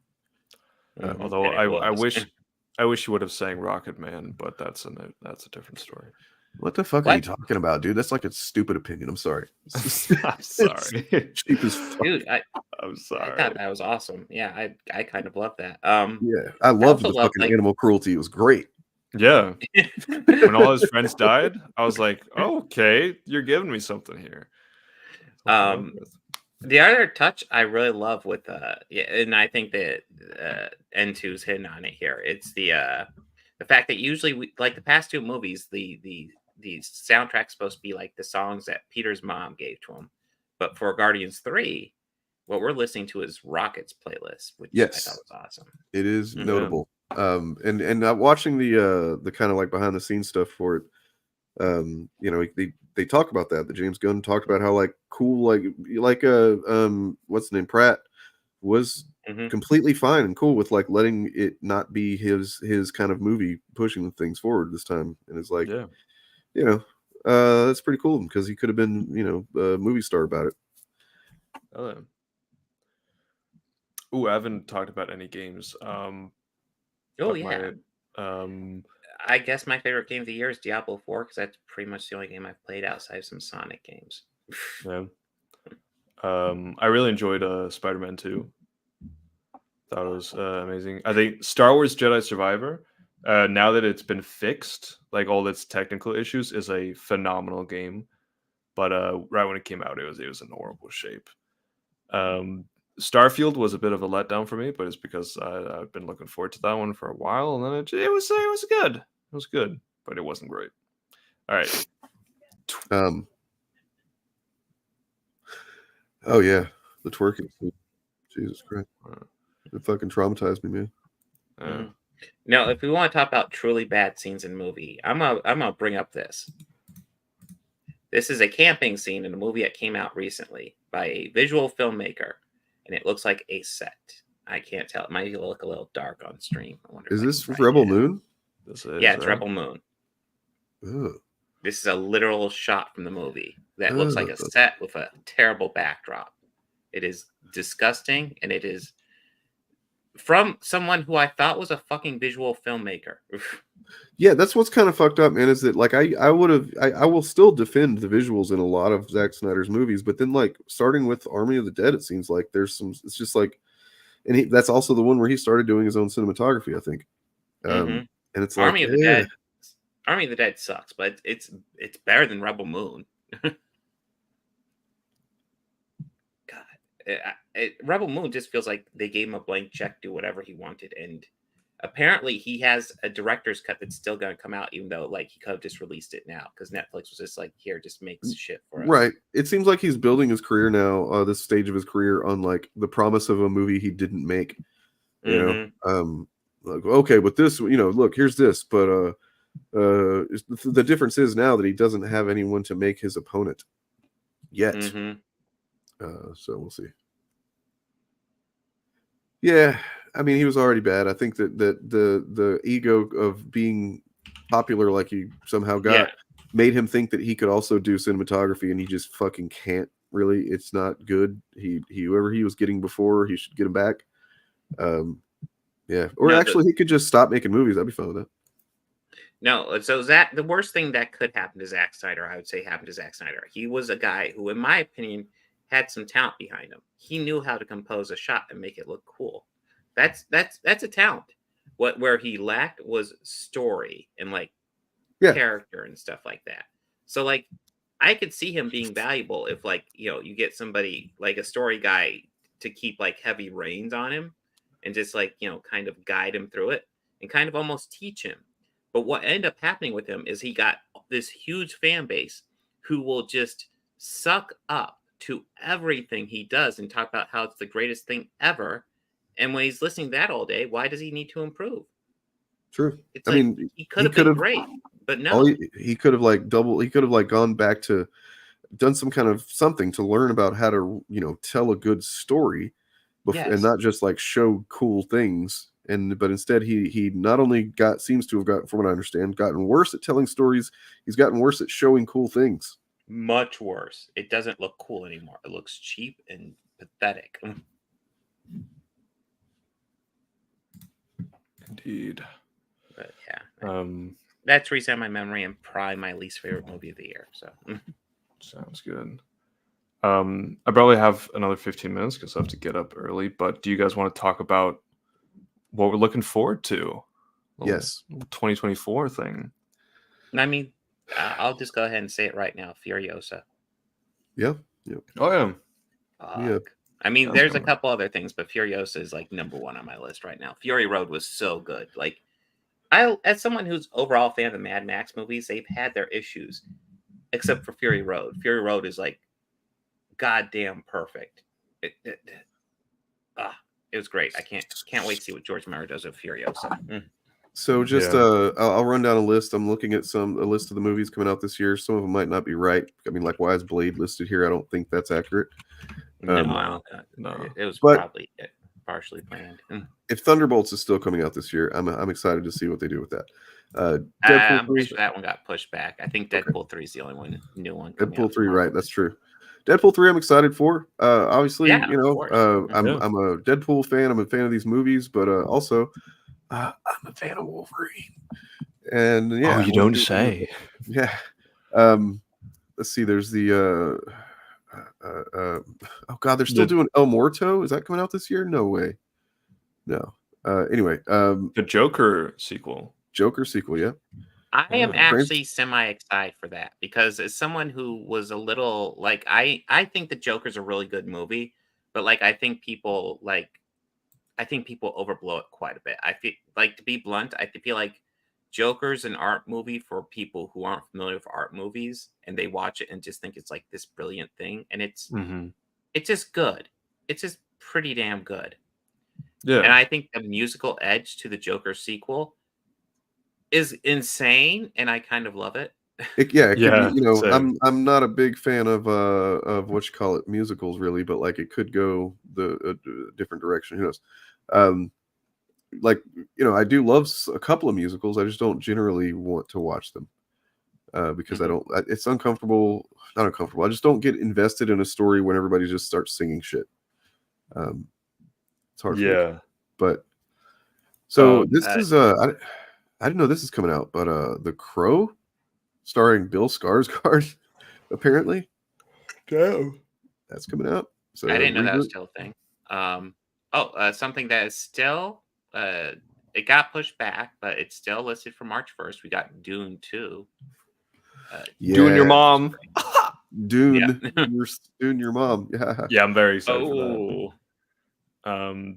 I know this isn't coming out in 2025, but technically they did at the end of Across the Spider-Verse say like, "Oh, Beyond the Spider-Verse coming out next year." Yeah. I think it got pushed back. Sadly, I was indefinitely. It was supposed to come out pretty much a year later. Yeah. In a couple weeks, we got the musical Mean Girls, which I don't know what to expect, but might be good. Yeah. Ghostbusters, Frozen Empire. Seems like that might be. Yeah, you know what? Afterlife was solid, so yeah. Up until the end, man, I was not a fan of the CG Harold Ramis. Just really? I thought he looked great. I was impressed with him. No, it was like, because there's first you see like his hand or something, and it's like I got the emotion of that moment. I'm like, oh my god, it's him, and then it cut to him, and I was just like, oh god, and like that fucking moment of emotion just drained from me.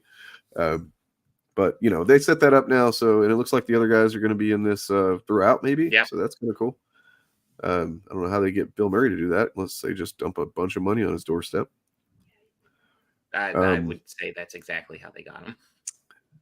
Let's see, Snow White.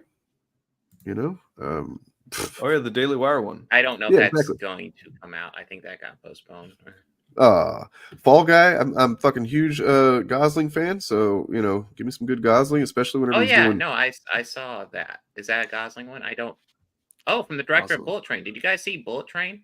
I did. It was pretty entertaining. Yeah, it's like a fun, like almost throwback 90s action movie. It's kind of like what was it that that movie that had all those people in it, and there was like in a hotel, and Jeremy Piven was a dickhead magician or something. Kind of reminded me of that type of vibe. But Kingdom of the Planet of the Apes. That's like the best trailer I've seen in quite some time. That was pretty decent. Oh yeah, that was a good trailer. I forgot about that franchise. I'm glad that they let me forget about it for a while, and now they're gonna kind of, bring it I back. know, because let's face it, that prequel trilogy for Planet of the Apes, it has to be one of the best prequel trilogies. It's undersung. It's unsung in a lot of ways. It's It really amazingly well done. Like 3 just really fucking good movies. Mm-hmm. The first one has a one glaring fucking problem, but they didn't know about it then. Yeah, I mean they're not psychics. What was it? That was what you call it? Fucking what's his name? James Franco, wasn't it? Yeah. Oh yeah. I'm now seeing that there's a Roadhouse starring Jake Gyllenhaal. If he rips throats, I'm all in. Yeah, it's supposed to be streaming. Dude, I think I have to see it just because Roadhouse has been kind of a joke on my channel for years now. I love that movie, but not because it's good. Nosferatu. Fuck yeah. Oh, nice. Ooh, yeah, it would be interesting. I've been looking at some TV shows, and one, I don't know if you guys have been watching it, but one I'm like excited to keep watching in 2024 is the new Percy Jackson. Oh, I'm actually I'm enjoying it. It's on Disney Plus. It's just like recently come out. Okay. Nice. Yeah. So these comic book company film studios, like we're only getting like one DC movie with Joker, and then we're getting one Marvel movie with Deadpool 3. But don't worry, there is one of these studios that's doing 2 movies next year. Sony. So, are you guys excited for Craven and Madam Web? Craven, oh fuck. Like, oh, God damn it. So can I tell you admit something embarrassing about the Craven thing? Of course, ever since that was announced, I was like, oh, that's stupid. Why are they doing that and stuff? And then I saw the trailer and I had no idea before watching it that it was going to be rated R, the way that it is. And I was just like, oh shit, he's fucking killing these fools like hardcore. And I kind of was like, maybe I'll watch it. I got kind of excited. And then like, once it was over, I felt guilty. Like, I don't know, like sex that I shouldn't have had or something like that, Yes, you've cheated on us. Yeah. No, just because like I know there's no possible way that a Craven movie that like just because it's really just it could be a really solid movie maybe, but then the glaring aspect of it being a fucking corporate film that like they could wait and set something up with Spider-Man or whatever and do something, but like no, they're gonna fucking just go right ahead and make a prequel for Craven, who is generally a villain. And it's like, I guess they're going to have him fighting people that are worse than him or whatever. But like, I don't know. I just don't see the point except money. Yeah. Well, I mean, they have this whole fucking universe now where it's just characters who are villains, but they're apparently fighting worse bad guys. Cool. Yeah. So that when Sony went from like killing every villain, even the ones that were like, kind of like sympathetic in the original Spider-Man movies, now they're like literally trying to save them and give them mental health treatment and letting them kill worse people. Alien Romulus, is that coming out? I see it listed here. I don't know. Oh, apparently Arcane season 2 should be coming out. Oh, see, that'll give me an excuse to go back and watch Arcane season 1 because I've heard good things. Okay, so Gladiator 2, I got excited for when I saw it listed, but then I learned that it's unfortunately not the fucking script that was going around in the 2000s, which, if you know about that one, it's kind of wacky. I'm going to pull up a synopsis for it, so in case we need to talk about something, I'll talk about that. But Echo. Oh yeah. Oh, I'm actually kind of excited. That trailer, like, I wasn't super excited for it, but like that trailer kind of pulled me around on it. That's coming out very soon. It's in like 2 weeks. Oh damn.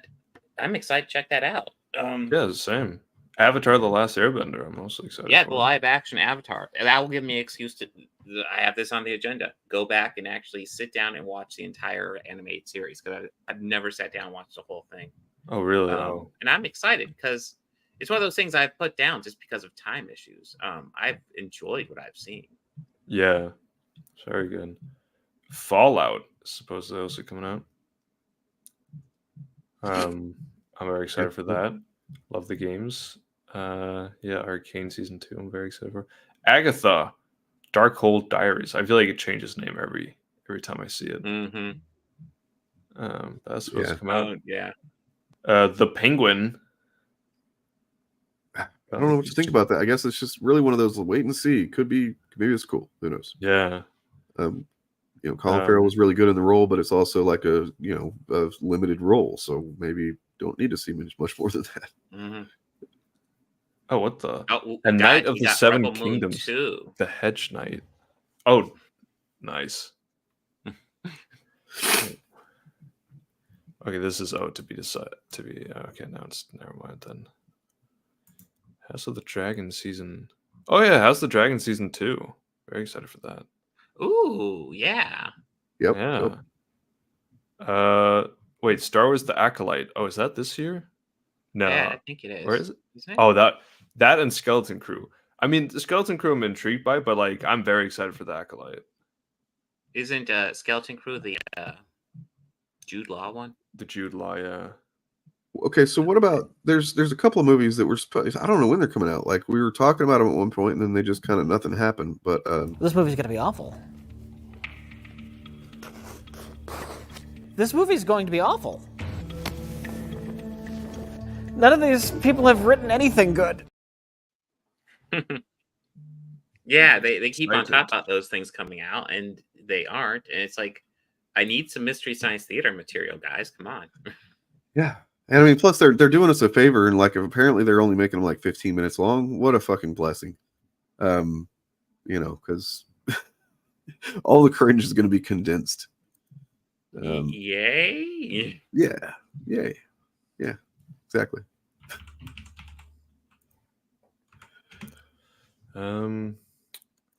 Anyways, I probably have to call it here for today, unless Bob, of course, you have any objections.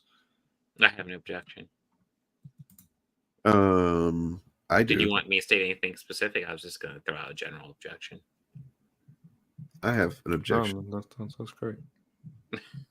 I think that you should, I don't know, get fucked. No, sorry. I will try. Yeah, nothing wrong with try. So all any of us can do is try. All right. Well, if you want, if you'd like me to play you out, I can play you out with your intro as an outro. Hell yeah! All right. So say your goodbyes. All right. Bye, everyone. Bye. DJ. Oh, and he left. Oh, I can play him in with his intro actually. So yeah. Hey guys.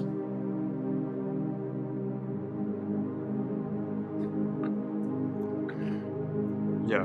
Sorry, I have to go. Wait, do that. You sprinkle it on. It adds a little like spice. Actually, you sprinkle it on. You guys adds a little like spice. How's that? Yeah. You guys should try it. Whoa! What's that? Oh, that's a shit. Why don't you go and subscribe to it? I dare you. I fucking dare you. That's a shit. Like, I don't get offended by shit.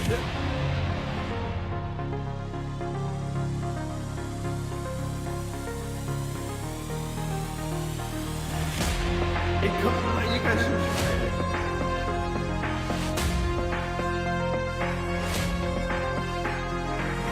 it. Girth.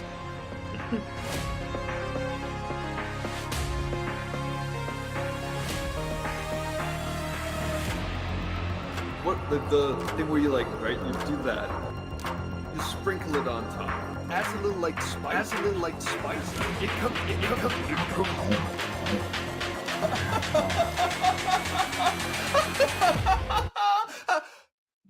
Wait, why did it stop? Oh, what the fuck are you looking at? Subscribe and like this video. Back to it. It doesn't even make any sense. All right, and then we got DJ. What's up, DJ? What's up? I found this GIF of you. Yeah, it's on Twitter or Git, whatever that website is where the GIFs are. And I went ahead and made you a new thing here because I felt like yours was the one that I put the least attention to out of all of them. So, yeah, I missed pretty much the entire stream. I'm really busy. This week has been crazy for my job. Like I haven't had a lot of. Well, it's been like, crazy free for other time, things so. too. I didn't really want Yeah. to get into it unless we had all the facts. But if you'd like to talk about it, we should. I mean, we can talk about it. So, not my main channel, but my second channel, my Eric Debunks channel. Yesterday, I was having some weird stuff going on. I had this one person who was going through and commenting on like all of my recent videos. Interesting. Screen name was like the hacker something like a bunch of numbers or whatever. But they were going through and commenting on a bunch of my videos. I kept getting alerts from them, and then I went and looked and. It's the last thing I uploaded was a couple of shorts in response to comments. And then I had a post about the South African, the president saying that awful, like anti-gay shit in my community tab. And then I had a video about Az and Eric July. And then I had a Dave Chappelle video. Those were all my most recent things. And so they were commenting on that. And then after maybe, I don't know, an hour of my latest video being uploaded, I got a message from YouTube, an email from YouTube saying, like, you've got a community guidelines violation for cyberbullying and harassment. And I'm like, for what? Like, I don't tag anybody. I don't know what this is. So, like, back in the day, if you got something like that, you would just delete the offending material, and usually they'd be like, okay, you're good to go, right? So I go through, I delete a couple of community tab posts, the ones that person was commenting on. I deleted the video that I uploaded because it's like, okay, maybe that's the problem or whatever. It was just a 7-minute video. It didn't really matter. And I left the shorts up because the shorts were doing really well. They were like 2K plus views at this point. So I just kind of left them up. And the next thing I know, like, I try to re-upload, like I deleted the video, then I tried to re-upload it. And it was like, you can't upload videos for like 7 days or something. And I'm like, what? Whoa. So I go to my community tab and I'm like trying to type something there. Let me update community tab. So apparently when you get a community strike violation, because I did some reading on this, you get like a week timeout. Basically, like, you've done something bad. You can't do anything for a week. You can't stream, you can't upload videos, you can't upload shorts, you can't respond to comments. You can't do anything. You're basically, you can go into your studio and do shit in there, but that's it. You can't do anything else. And I was like, well, what was it? And then I read the email and it was a channel violation. Whoa. Like, somebody went through and reported like a bunch of stuff on my channel. Like, not just one video, like, because I thought it was a video or a post violation, but it wasn't. I read the whole email. It is a channel violation. So it was a community violation on my channel for cyberbullying and harassment.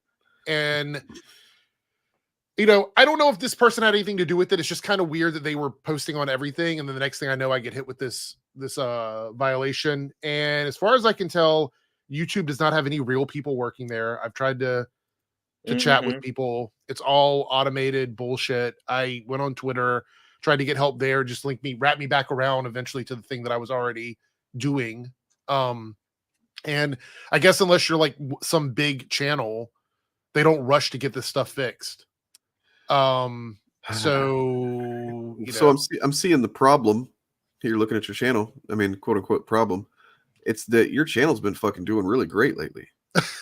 Yeah, thank you. I appreciate it. And so that's like, obviously, can't have this gay man out here saying these things. And I'm 150 away from 1K, which is pretty wild. At least last time I checked, anyway. So 151, yeah. So you guys, if you're not subscribed to Eric Debunks, I will drop the link now. It's actually already in the description and stuff, but I'll drop it in chat too. So it kind of sucks because like a week off of YouTube is like a lifetime. If you're not doing something for a week, YouTube is like, it really like slows down your channel growth or whatever. Right. The last conversation I had with YouTube, and I'm using air quotes here, with a person at YouTube, was that they were having a person review the thing. So that's all I know, is that someone is gonna look at it, I guess, and determine whether or not I actually did anything wrong. The thing that baffles me is I am responding to people who are already doing the stuff that they are accusing me of doing. So how is it that my channel is in violation. Like that doesn't make any sense to me. This has been this thing for years now, like since I've been doing YouTube at least, where it's like, some, lefty or progressive or just somebody that's like debunking some fucking hate video will get, some kind of thing happen to their video or whatever. Be like, even though they were debunking something that's like, it's still up, it's getting lots of views and you know what I mean? Like it's just shows the inherent flaw of YouTube and exactly what, the thing that makes it so fucking dangerous and has created literal, Bob vanished. That he just vanished. That was like poof. So yeah. But my other channel's fine. They're canceling him. They're fucking trying to cancel him. Yeah, my other channel's fine. My Reloaded channel is like if I wanted to upload a video there, if I wanted to do a live stream there, everything's fine. It's just my second channel was the one that was targeted. So surprise, because my other channel is mainly just pop culture stuff, like superhero stuff. The channel where I actually discuss like cultural, social issues and stuff like that, that was the one they went after. So yeah. I mean, it's we were talking earlier, like not that we're jealous or anything, but we're surprised that nobody's tried that with any of our channels yet or at all. Yeah. And maybe I shouldn't say that at all, but yeah, it's we would do Friday Night Tights. I would definitely watch what the fuck are you talking about? Like, what are you talking about, Colin? Do you want to come on? Tights? Like, what do you mean? And I'm so frustrated. I'm determined this year to get somebody who's like disagrees with this to just come on and talk, not debate, not fucking, just like I want to have a conversation with you guys, but you just like don't want to do it. I mean, I've done my due diligence. How many times have I popped in other streams with people that disagree with me? So, I mean, all the time. The only reason I don't is because I know that's, they love to get you in that kind of a scenario where they control everything and then they can do, basically shit on you. And no, I just want to have a conversation that's like, I would guide the conversation to be civil and make sure that like people, if you ask me to clarify something, I will, and vice versa. And I don't. Yeah, he says he's trolling. I don't know what FNT is weird because apparently this was brought to my attention. Az has not been on FNT in weeks, so I don't know what's happening with that because that seems a little weird. But he's been more with Ripa, right? And Ripa hasn't been on FNT. There is like internal drama in that community that we're not completely aware of. So. Well, maybe while I'm taking my couple of weeks off here, I will do a little digging and see what I can find. Yeah, I think because I'm taking off from streaming, but yeah, there's something I can find, I'm sure. Yeah. He won't renounce Zero to at least speak to another human. That's not going to happen. That'll never happen. Zero? Right? That dude that looks like a caveman that always is a shill for Ripa. He like reacts to our videos, to everybody. Yeah, I know you've seen his channel before. It's not worth even giving him any attention, to be honest. So. But I thought was it him maybe that somebody told me that somebody got pissed off that I mentioned Draw and Talk, little fucking channel that's I don't know who that is, barely bigger than mine really, and and he's just some Mormon dude that like basically uses the Comicsgate narratives, even though he says he's not Comicsgate and he doesn't even like Ethan Van Sciver. They don't like each other, but then his stuff is a little bit more. There's more application of the appearance of nuance to the same narratives of Comicsgate. Right. Yeah, we got a biographer here. I think Az planned to take a month off of FNT. I wonder why though. I wonder what because he's still streaming with other people, so I don't. It's a little weird. Either way, like they did this whole stream. I don't know if you saw it or not, where they did clips about self-inserts and they just fucking straight up lied. That was my video that I did that I thought was hit, but I guess that wasn't the one. I mean, they might have reported that one. But I have something we could check out. It's not Friday Night Tights, but it is. So this is kind of stupid, I guess. Where is it? What happened to Bob? He messaged on Discord. He said his internet crapped out. Oh, okay. All right. So yeah, I don't know what to do. I know how that is. Mine does that sometimes. So.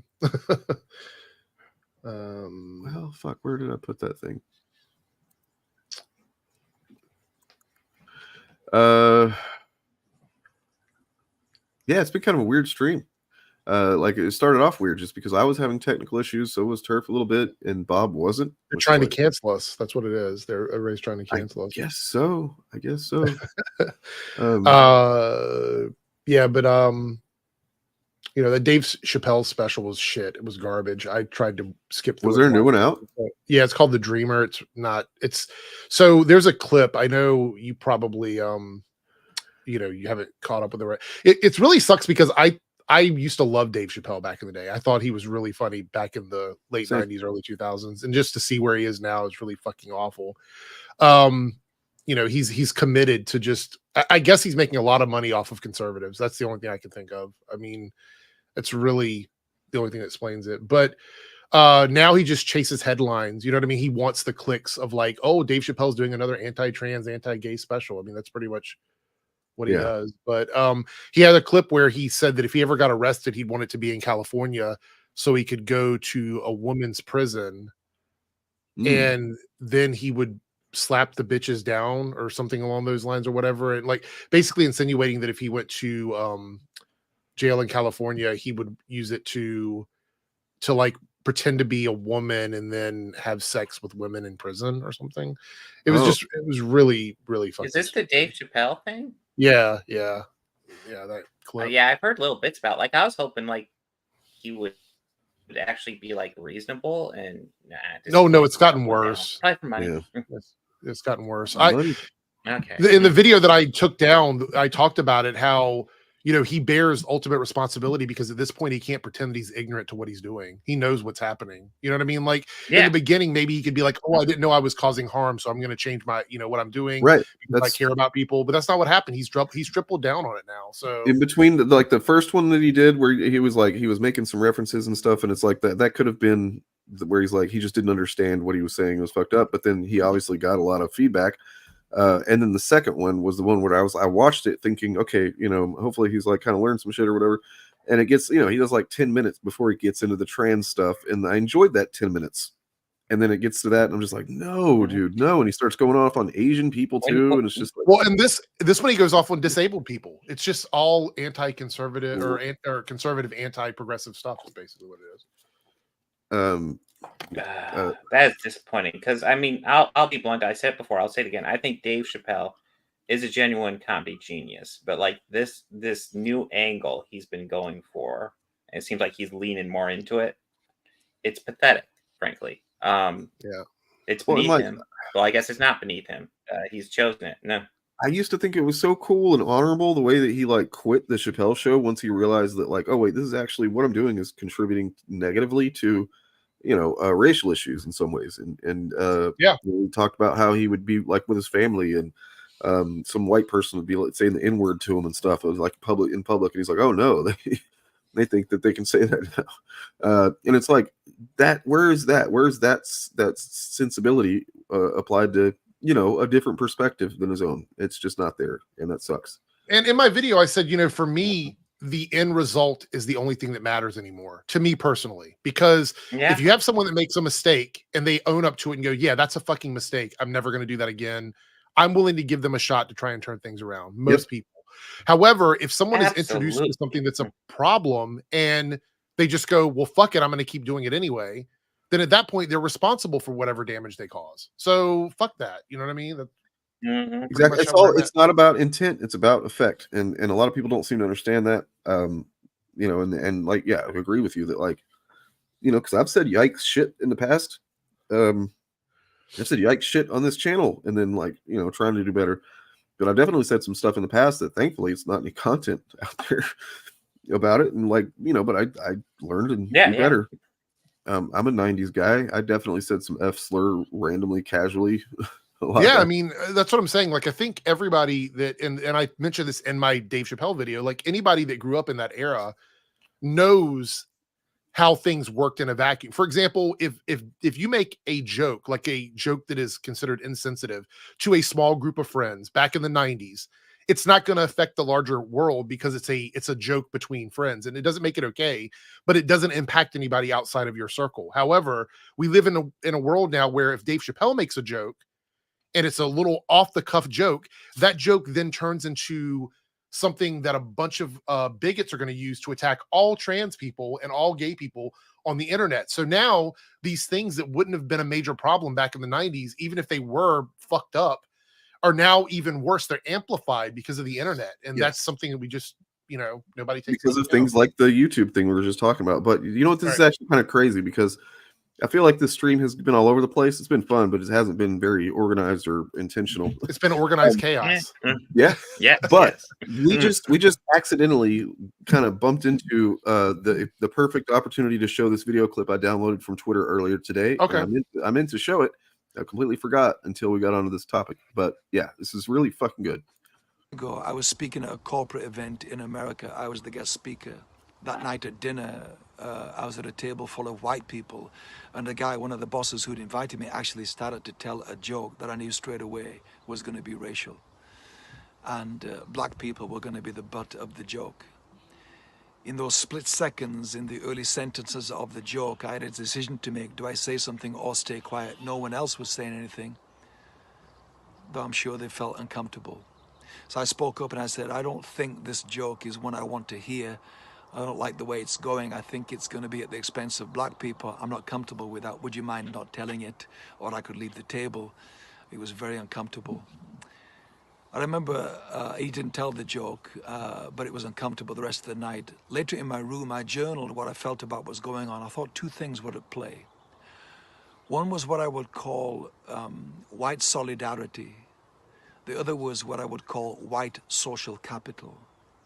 White solidarity is an unspoken code, I think, that we have as white people that means we would never embarrass each other by creating a racial discomfort for each other, by interrupting a racist joke or pointing out a act of prejudice or discrimination. We cannot keep quiet because it's a social code that we have that we would remain in solidarity with each other, which protects our whiteness, our white advantage, our white privilege. That was at play at the table that night. It's a couple more minutes or a minute or so left, but that's already like, wow. Yeah. I totally get it. Everything he's saying makes sense. Yeah, it's I mean, and it's true. Like honestly, as someone who, like growing up where I grew up in the South and stuff, like there's a lot of examples that I can think of several just at once, basically, where something was going on like that, and it was like, I knew that if I said anything, not only would it be uncomfortable, but like the people around me would kind of turn on me. Yeah. And then I also probably definitely took part in moments that could have been seen that way from outside. It's also like people use that kind of humor to sort of gauge how loyal the people around them are. Like if I tell this joke, are they going to laugh at it? Are they going to like groan? Are they going to, what are they going to do when I say this like totally racist or bigoted joke? How are they going to respond to it? And I think that is ultimately what kind of the 90s was a lot of like humor that just went so far, punched it so far. I mean, we're talking about the era of like Howard Stern. And like think about Andrew Dice Clay. I mean, there was humor that was edgy, and then there's humor that was just completely racist. And I always say, if you wouldn't tell the joke in the company of someone that the joke is about, then it's probably not a joke you should be telling. That's good gauge. True. That's kind of where it goes. Whereas Dave Chappelle, I think the reason why people support Dave Chappelle is he's willing to do these kinds of jokes on stage in front of a bunch of people and not give a fuck about it. And to them, that makes him a badass. That's what they think it is. Like he's going to tell these jokes that he probably wouldn't say to a trans person in front of a bunch of people. And that's a power play. And they don't even realize that. That is a power play. Yep. Well, let's see what he says about white social capital. Allowed him to do what he'd done obviously many times. White social capital is what you get if you stay quiet. You get included. You are one of the boys. You are an insider. You are good to be around. You're a team player. You're fun, which may give you opportunities of inclusion as well in a corporate setting, a business setting, a social setting. It is an accruing of white capital by going along with it. I want to say to my white friends listening to this that our silence at those times is not benign, it is malignant. Because we become complicit in the continuation of the racist joke telling. It gets told again and again because when we heard it, we didn't say anything.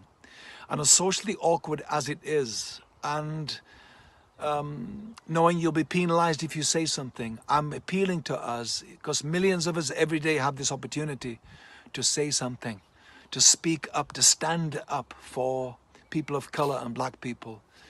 And you will be excluded, and you will lose social capital, but you will be a champion of a cause that you wish someone had been for you at times in your life.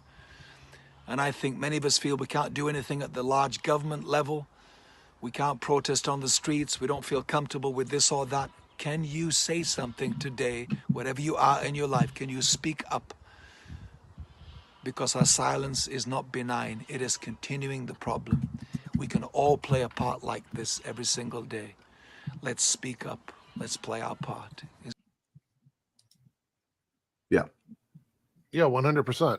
I agree with everything. You know, I'm going to start to incorporate that word, the white social capital, because it does resonate. I think it's a term that really does explain. You know, I mean, you could really apply that to any of these groups that you could say straight social capital. Like there's a lot of things, cis social capital. There's a lot of these things that people use to sort of be part of that community that does sort of hinge on whether or not they're willing to put up with bigotry. And I mean, you could apply it to a lot of these channels we talk about. I mean, most of them actually.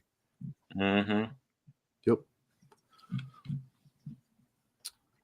I just looked up this guy, Paul Scanlon. Apparently he is a leadership coach for personal growth. That's what he does for a living.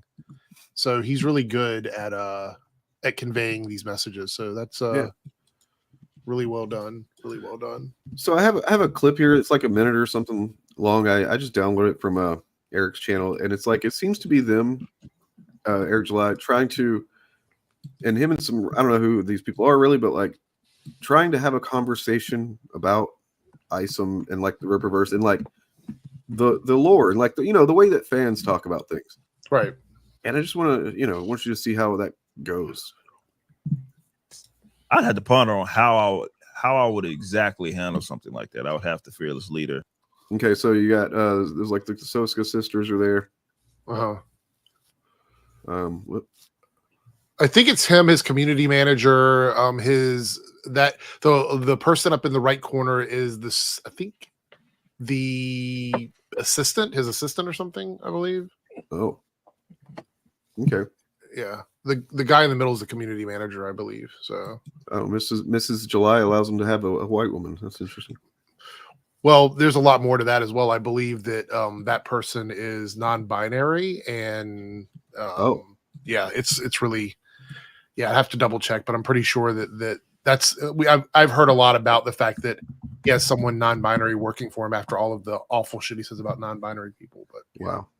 Okay, I'd have to ponder on how I would exactly handle something like that. I would have to fearless leader. Actually, like the guy and what's his name in My Hero who talks to the animals. Shoot, that guy. I want to go like He's full so Beastmaster. sweet. Gotta go full Beastmaster and be born from a cow. Just go Animorphs, man. Like, why half-ass it? Full Animorph. Yeah, I'm game. Fucking You're gonna be okay. Power though. So the thing that stands out to me is that it seems like Eric July does not enjoy talking about this at all. No, because he thinks this is that internalized shame that I talk about. Mm-hmm. Even though he's making comic books, he still finds it to be juvenile. But at some point, I guess he's recognized I do need to show that like I care about this type of thing sometimes, I guess. And then like as you know, I forget what he says here, but then the thing he says in a minute is like basically he has to reference some culture war bullshit. He can't go very long without referencing a culture war thing. It's like, okay, you just fucking said that for no reason. But yeah. Yeah. I'm just trying to work out the logistics. The quick summary is witch took baby from queen, put into cow, took cow out to field, cow gave birth to baby that now can speak to animals. How I think you broke In him. the cow, like Pizza 9 to old 5. fashioned way. We could all watch it together. It's a classic. It's called Beastmaster. I feel like it was shot in Canada. Oh Like man. Director X. But the plot is still better than anything coming out That's what it was. Director X. Had to mention that. Like, Yeah. right Yeah, now. Kara Brown, that's their name. Yeah. Interesting.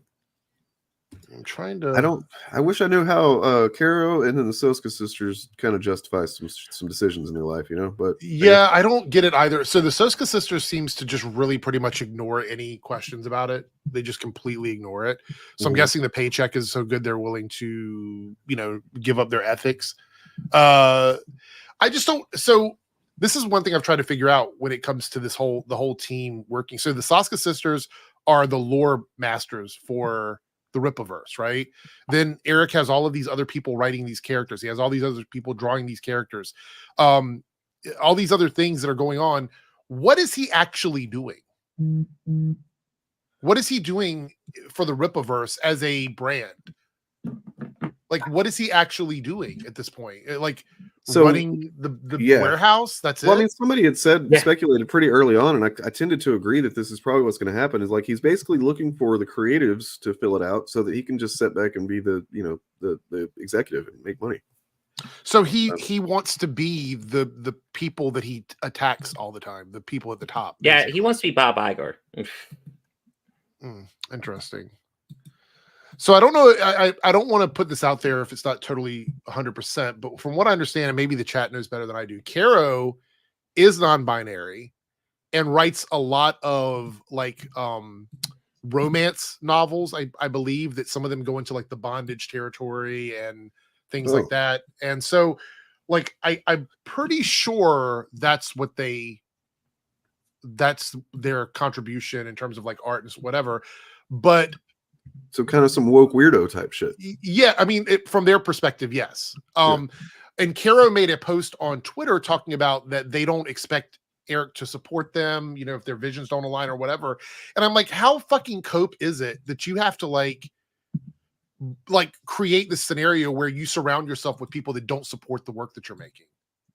That's such a weird thing. Like, I couldn't imagine being on a podcast with you guys regularly, like an every week occurrence or a very often occurrence, and not be able to say, I'm going to give a shout out to Bob, or I'm going to give a shout out to Dane or whatever for the work they're doing, even if we were making different content, right? So the fact that you work for someone who has a massive platform like Eric, and your excuse for why Eric doesn't really promote your business is that your quote unquote visions don't align.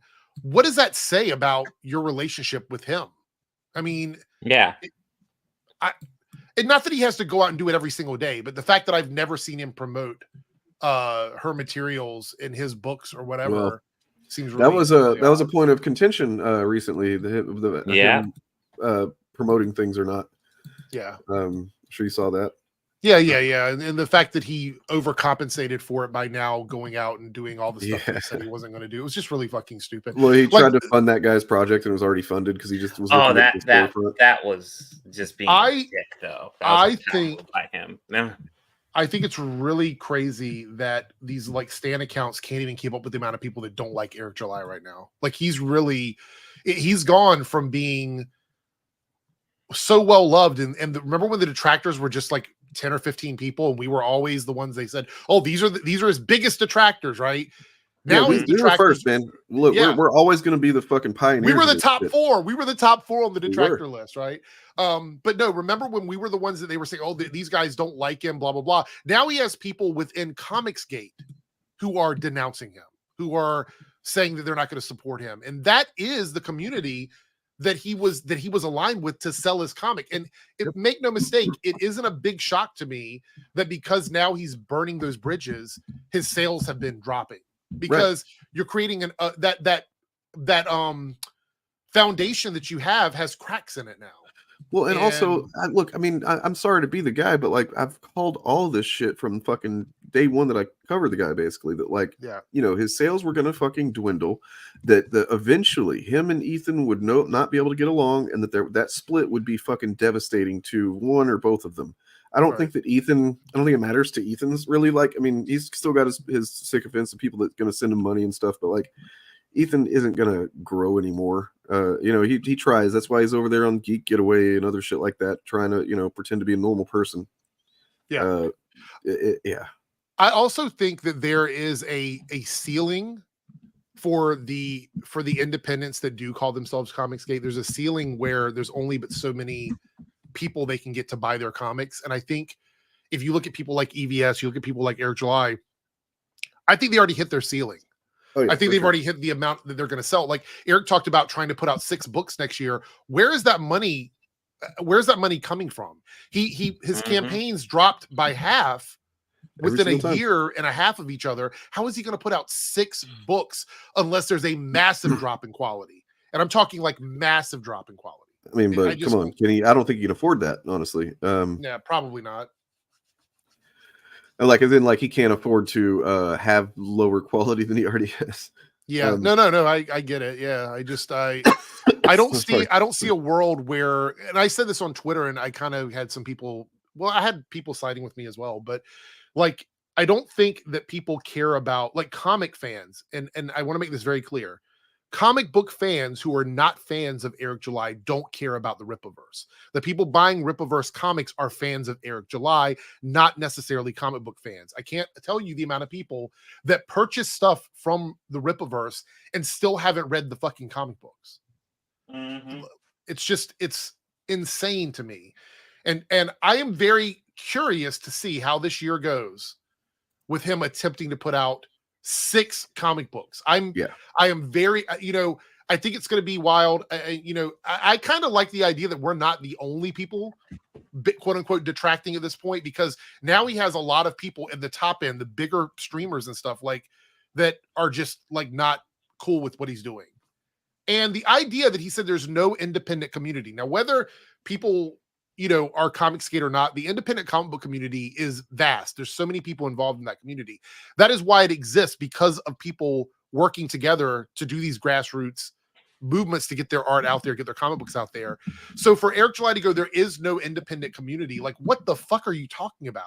Yeah, like, I mean, that's how clearly that somebody who, you know, like, anybody. Not only does anybody that works in the community or you know, operates in it understands how fucking stupid that is to say, but like, anybody that just cares at all, even slightly, about indie comics knows that that's, like, it's just objectively untrue, and only the only person that could say that is someone who has no idea what the fuck they're talking about.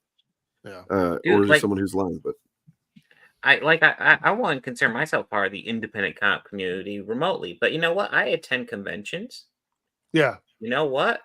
It's impossible to ignore there. It's a big part of it. And I mean, the other thing is, I think it's really disingenuous for anybody to go, I want to see the independent community thrive and be big and bold, but then do absolutely zero to help promote that community when you have one of the biggest platforms in that community. That's negligent, it's irresponsible, it's disingenuous, which is why we're seeing him overcompensate now. It's libertarian is what it is. It's the fucking libertarian fucking fuck you, get mine mindset. Like, anything, you know, there's just not possible to be successful in I mean, I guess I don't want to say it's not possible to be successful in comics with that mindset, but like, you know, it's generally going to be a lot harder, especially if you can't even fake it, you know. And I have a homework assignment for myself, actually, that so M3 Writer had asked me to do this, I don't know, last week or something. I haven't gotten around to it because of holidays and whatnot, but I've got a list of comic book shops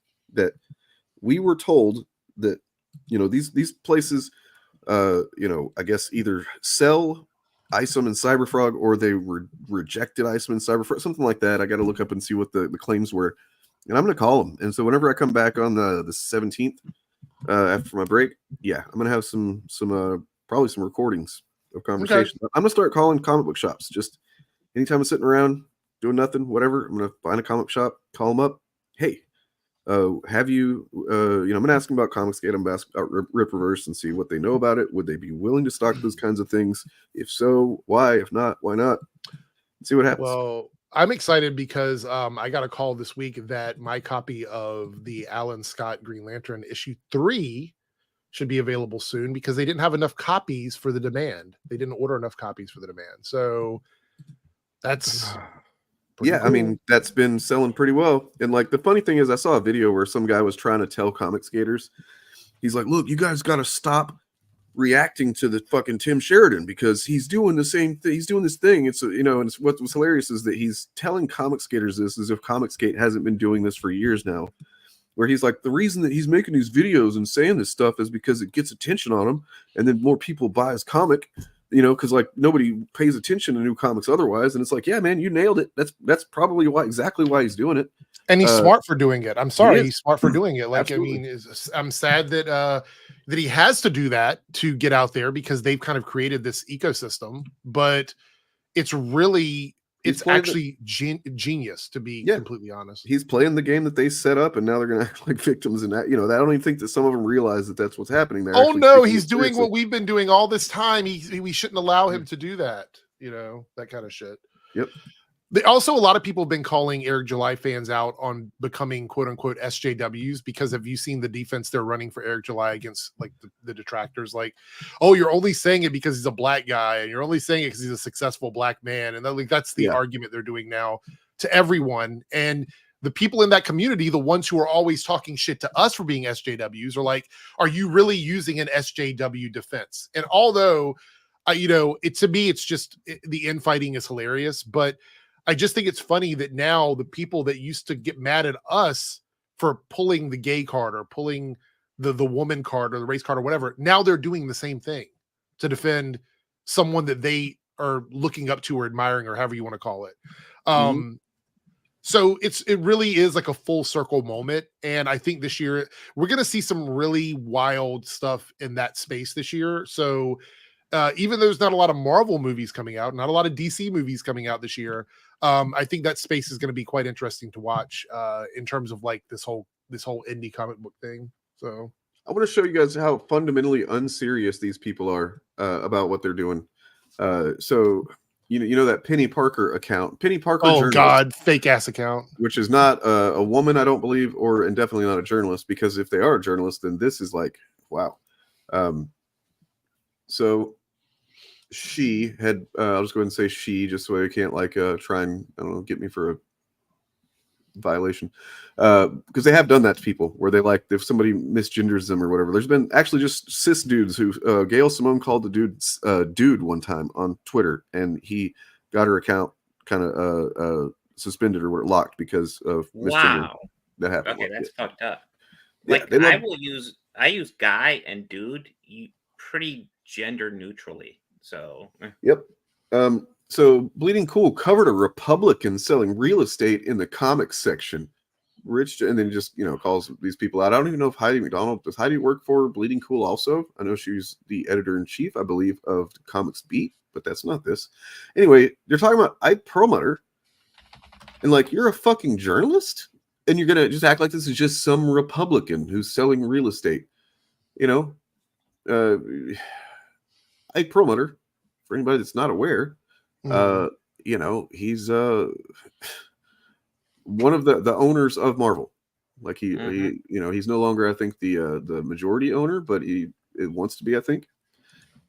And yeah, it's not insignificant at all. It's like it's very significant because that guy was a big cause for why certain movies like Shang-Chi and Black Widow and stuff that people rightfully complain how long when people are saying why didn't we do a Black Widow movie earlier, he was the reason why did it take Captain Marvel like 3 phases before they even considered the character? Because of him, because he literally said that he didn't think that people cared about that kind of stuff, and things started to change after Civil War actually, because that was the one where like basically Feige went and threatened to quit.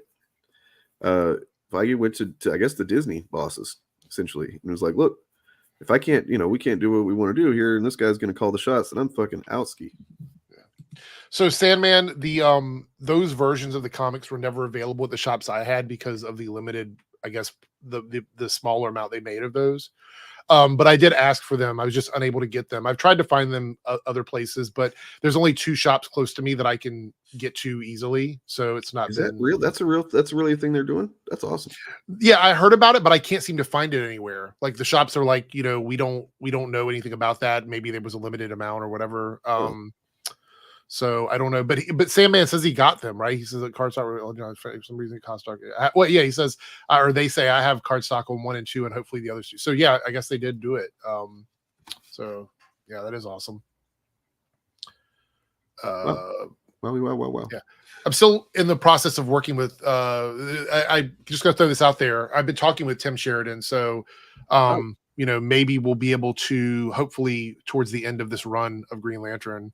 So I just straight up asked him whenever, because I made a video about more or less about him and that fucking bullshit website, and I tagged him in the tweet about it, and he thanked me for putting the real info out there. And I was like, yeah, man, it's what I do. Would you want to come on and talk sometime? Oh, awesome. He never replied. So yeah. Oh well, never mind. That's not too awesome. But I've been like in DMs with him, so I'll see if he wants to come on and talk about the con. I'd love to get him on like towards the end of the run, because I know we've got a couple more months before it wraps up. So what I'm seeing here is for Comic Book Week coming up, I should cover some Tim Sheridan Green Lantern. Yeah. I'll be honest, I wasn't the biggest Alan Scott fan because I only really knew him through the JSA. And but chicken wraps. Okay. Wraps, yes. But yeah, so I was kind of apprehensive, but a friend of mine got the first issue of this run and they were like, oh, you should definitely check it out. And so I read their issue and I was like, oh, this is fucking great. So I went and got that. I got the second issue, and again, I'm gonna get the 3rd issue this week. So yeah. Yeah, so I have ordered the first 3 issues this morning because I got paid last night. So and then but other than that, yeah, I don't really care for Alan Scott, but that's only for lack of reading stuff. But like I have been reading. I've actually finished now. It's not finished the entirety of Earth 2, but I read through the title Earth 2, like all 7 volumes or whatever from the New 52 era. And Alan Scott is in that, but like it's a different take. I mean, he is a gay guy, but that's a big part of it. But yeah, in the fact that he dies on the train, or is about to die on the train, and the green energy saves him or whatever. And then I don't want to spoil anything, but it seems like his lover is dead and through the whole thing, and then turns out something else has happened. But anyway, it's very good. I enjoyed it. I think Tom Taylor might have kind of gotten his start maybe there before he did Injustice, or maybe Injustice was first. I don't know. Anyways, so I did find what I was looking for about Gladiator 2. I'm going to get off of here in a minute just so I can get some food in me and stuff. But yeah.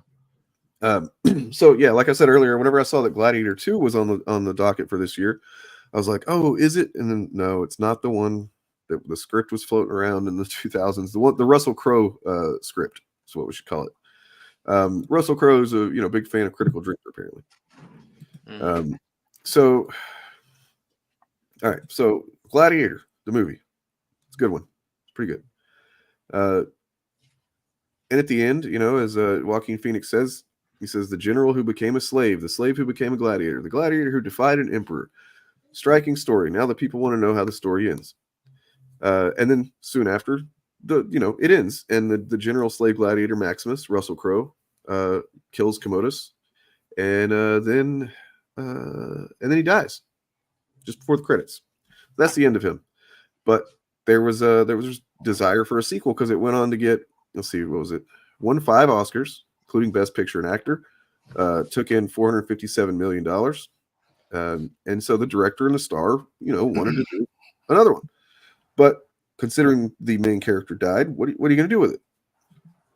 Well, the director was looking at, potential movies that would look at different Gladiator or something like that. Another guy doing another Gladiator story or whatever. And it's like, but Russell Crowe didn't want any of that shit because he's Russell Crowe and he wouldn't be in it, presumably. So he got someone to write another script. And he got Scott's plan was to commission John Logan, one of the screenwriters of Gladiator, to write a sequel, which would be set in ancient Rome. And then, actually it says, which wouldn't feature either Crow or gladiators. Weird. but not as weird as Crow's version. So not really a sequel. Understandably, Crow was keener on a film that would actually have him in it, so he hired another screenwriter, Nick Cave. Yes, the theatrical singer-songwriter Nick Cave. Okay, that Nick Cave. And it just gets weirder from there. So at the time, Cave had written just one produced screenplay. Let's see, he was concentrating on his music career, but he couldn't resist when Crow offered him Gladiator 2. Despite one obvious misgiving. Didn't you die in Gladiator 1? He asked. Yeah, you sort that out, replied Crow. So, and that's what he did. Cave's Gladiator 2 screenplay opens with Maximus waking up in the afterlife. To his disappointment, it isn't the sun-kissed Elysium he dreamt of in Gladiator, but endless, rain-sodden netherworld where wretched refugees huddle on the shores of a black ocean. With the help of a ghostly guide, Mordecai, Maximus treks to a ruined temple where he meets Jupiter, Mars, and 5 other deceased and decrepit Roman deities. Jupiter explains that one of their number, Hephaestus, has betrayed them. Anyway, so they, that's the sequel that Nick Cave wrote, and I remember reading about this years ago and being like, "Oh God, I kind of want to see this shit." Like it's such a serious movie of Gladiator, and then the sequel is just that would be amazing. Probably a shit show and probably terrible, but still. So yeah, he goes. He's in hell, is what it is. In case you didn't catch the context there. Yeah, and let's see. Okay, so then he tracks down Hephaestus, and then he is zapped out of the Stygian gloom and into the world of flesh and blood a decade or two after his death. Human again, he travels to Rome in search of his son Marius. Did I mention that Marius, who was crucified and burnt to death in Gladiator, is alive and kicking in Gladiator 2? At this stage, the script focuses on a band of early Christians dodging the Roman authorities, just as they did in the recent Mary Magdalene biopic, which co-starred Phoenix. But these scenes also bring back some of the characters and political intrigue from Gladiator. And it's just, what is this? Anyway, it's not that movie, guys. I'm sorry to disappoint you. That's not fucking what's coming out. All right. I'm not. I won't be against that. Just fuck it. So I was a comment up here earlier. I should have started and I didn't. Where was it? Someone asked me I guess the topic today was you guys were talking about your best of 2023. Yes. Yeah. What are yours? And somebody was asking me about my top 5, I think. Okay. Something. Gosh, I wish I remembered. You don't have to list it. We were just naming off stuff we really like this. So 2023, I would have to say obviously Barbie was one of my favorites. I think the social commentary of that was really cool. I know it's kind of probably a lot of people's big movie of the year. Obviously it made a bunch of money, but I truly was shocked. I went into that movie not knowing what I was going to get from this film. And when I saw it, I was like, holy shit, this is saying so many things, but also extremely entertaining, extremely well done. So Barbie was at the top for me. I would say Guardians of the Galaxy 3. I know some people have issues with the stuff that happened with animals in that movie, but I would say in the context of the film, in order to tell the story of Rocket's journey, I mean, it was kind of important to make sure people understood where he came from.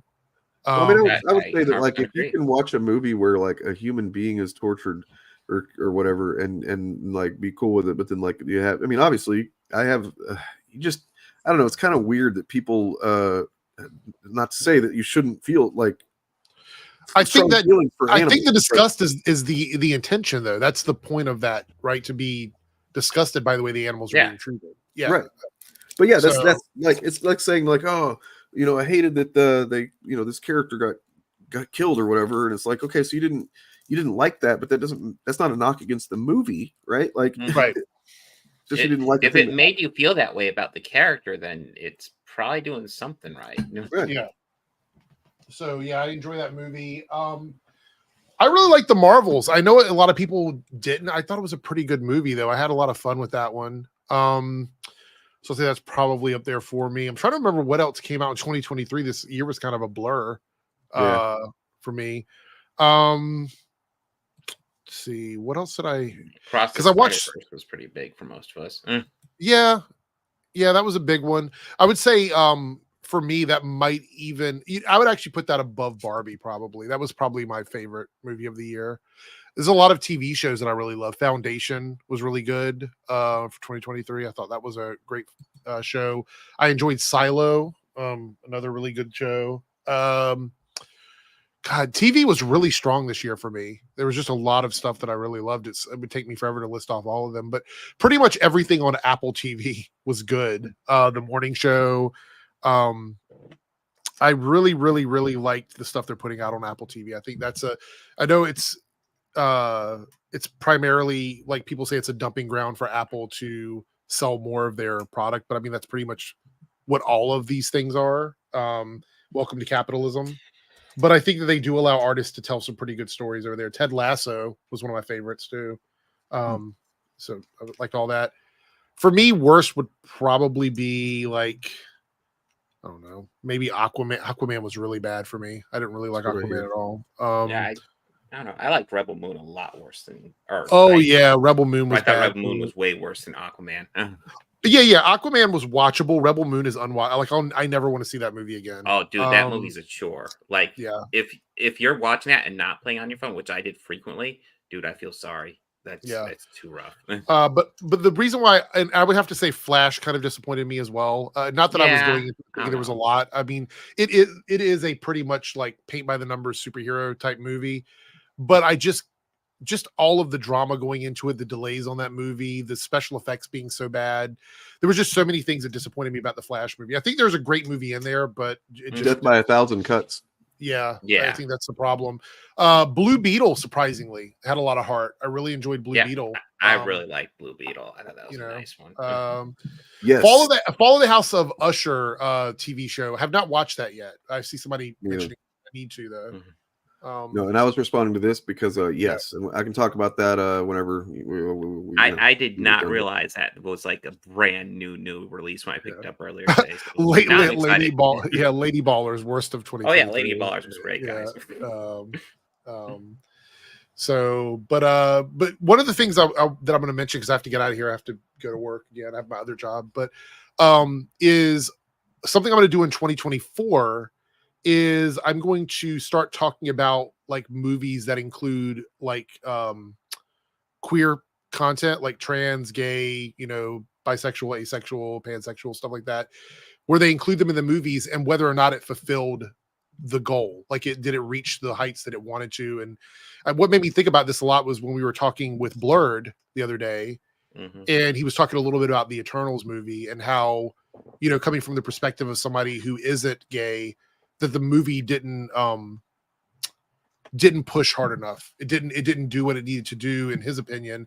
And I think a lot of times, like, when people are thinking of movies made for gay people to watch or trans people to watch or whatever, they think, if they just put that character in there, that means that, that's enough. They've done, that's 100% all they have to do. And I want to have those kinds of nuanced conversations, but I think I've come up with a way to do that for my videos this year, where like once a month I'll do an essay style video, which isn't my normal thing, but I'm going to try and do this, where I talk about movies that have come out recently, like modern cinema, which would be like within the last 5 or 10 years, where they've touched on these subjects and whether or not they accomplished what they strive to do. And I'm looking at you, Lightyear, movies like that, and Eternals, and a lot of other films that have included things that I think, could be considered the bare minimum versus whether or not they actually made a difference culturally. So should be a fun series. That'll be on my Debunks channel. And yeah, that sounds good. I like that idea. And I might get some advice on like editing essay style videos from you guys, because you two and Turf do that kind of stuff. It's not really my thing, so we'll see what happens. Sounds awesome to me. My cat is being a brat.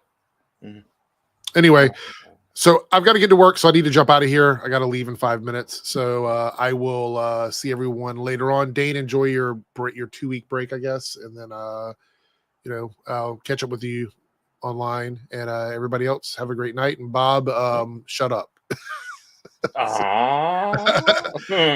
just kidding. I'll see everyone later. Have a great night. Talk to you later, DJ. Well, I do we have much left to cover, Dane? Are you still there? Did we? I was gonna cover. I can't carry this. I was gonna cover some Wolverine stuff. Oh fuck yeah!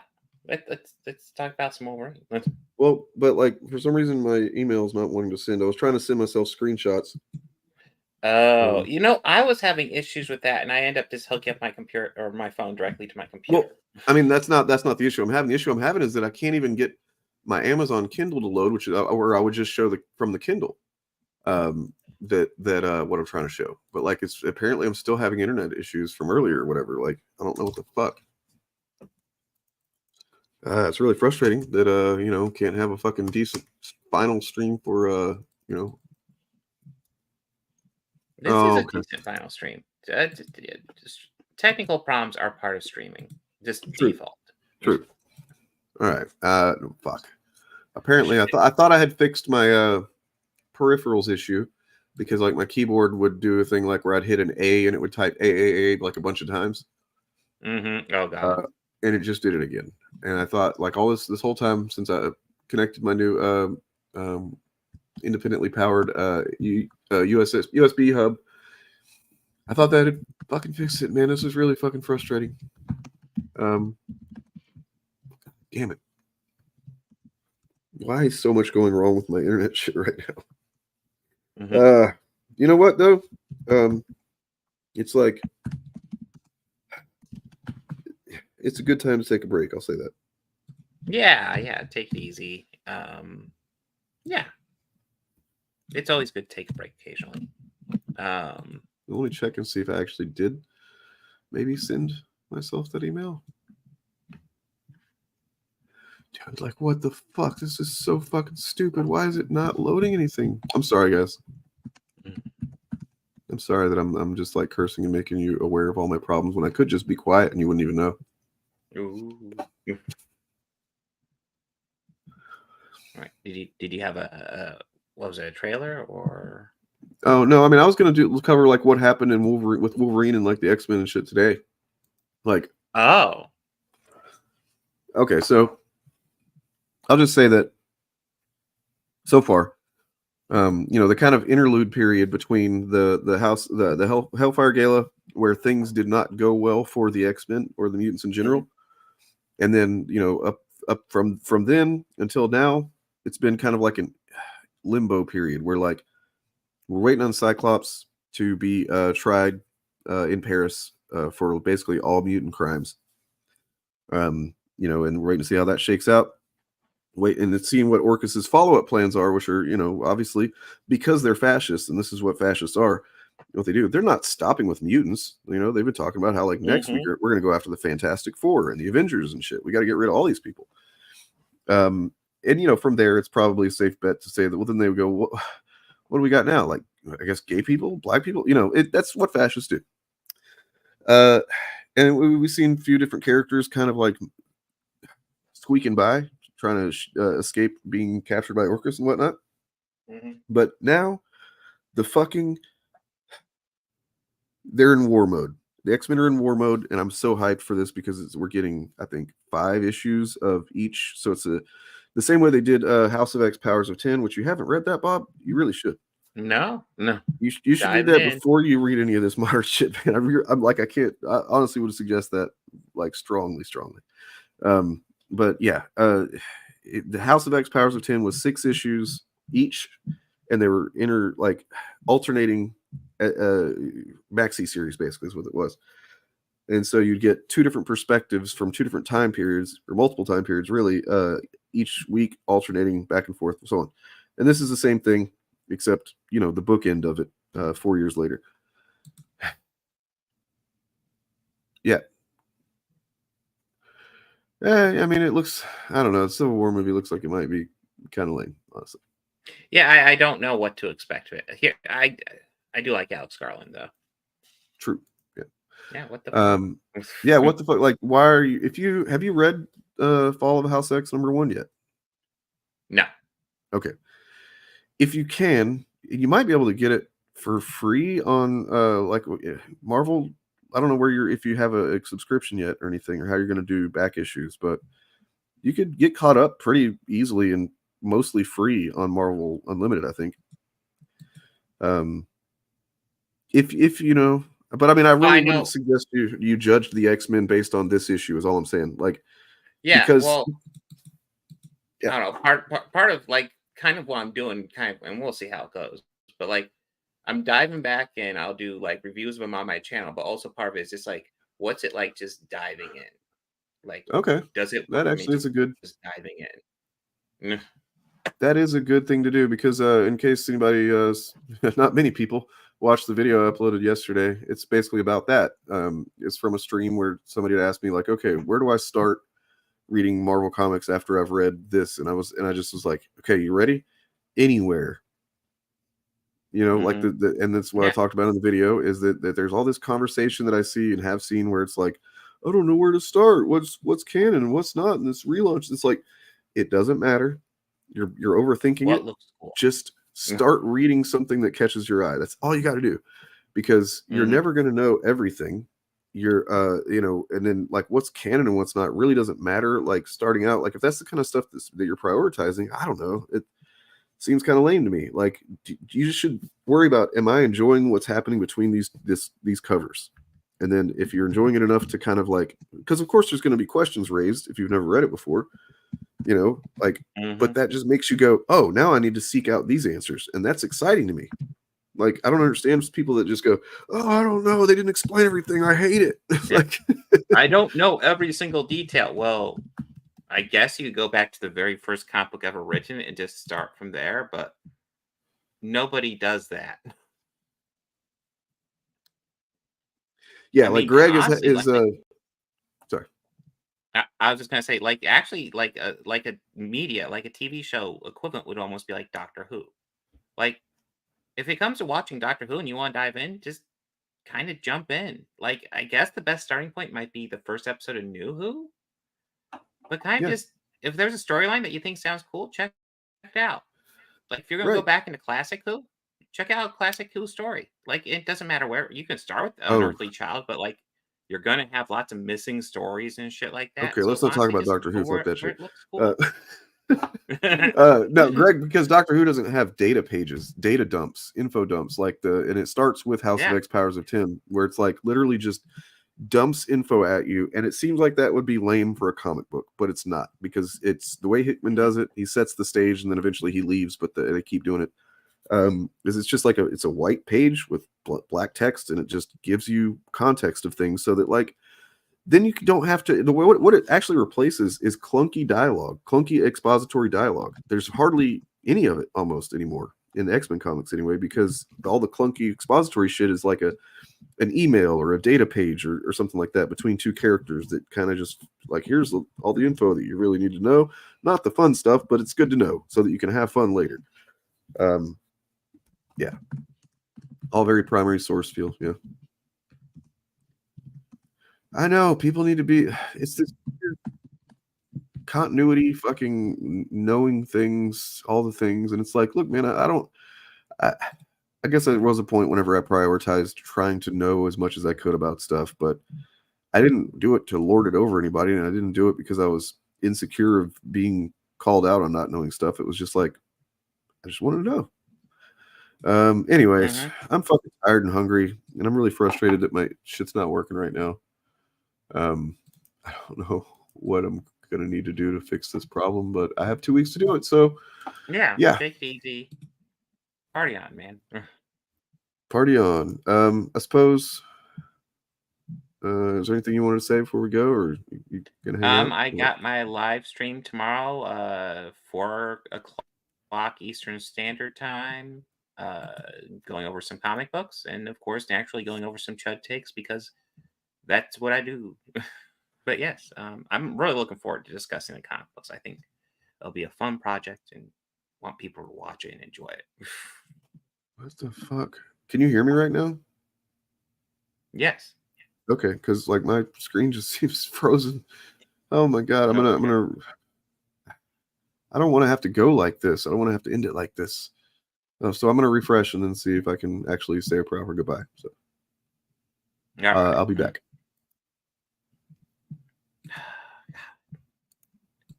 Maybe I could show my face. Let's see if my internet connection will allow this. So, yes. Yeah, comic books. If you're wondering, the 3 comic books I'll be covering tomorrow, we got Creepshow, we got Nightwing, and we got Wolverine. Creepshow was actually a request from one of you guys. I didn't see him in chat, but yeah, I covered the Creepshow movies in the podcast recently. And I was like, oh, that's a cool way to cross over. So that's going to be one of the things we cover, or I cover tomorrow. So hey.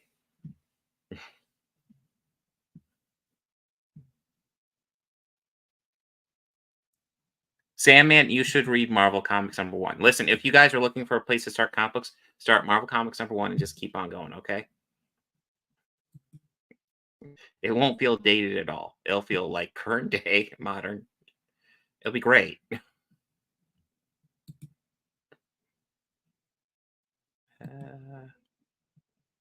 I have to carry this by myself. My God, this is insane.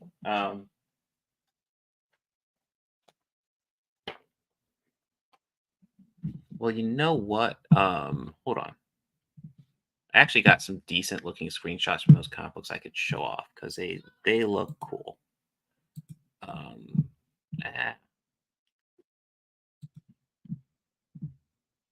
Where? Okay, it's still hooked up. Hold on.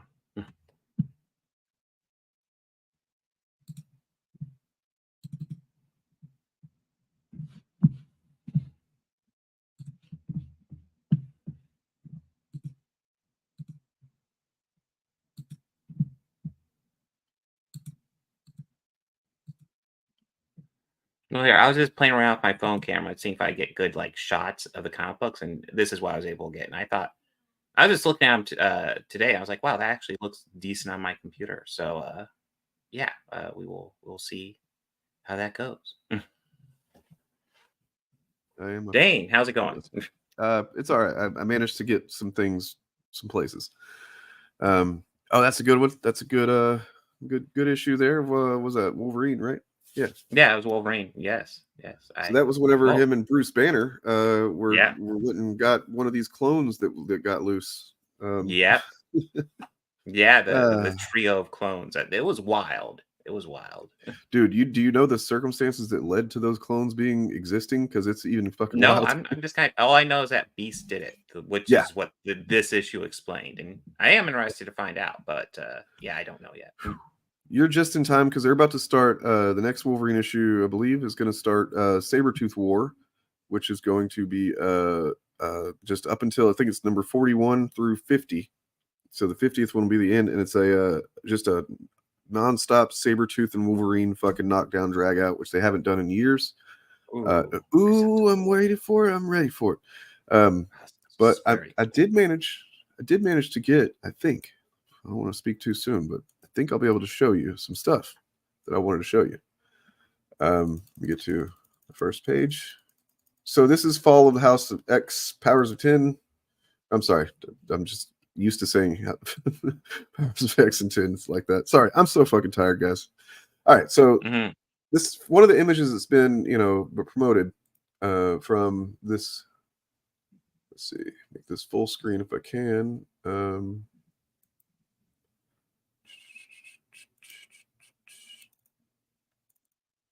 How do I do that?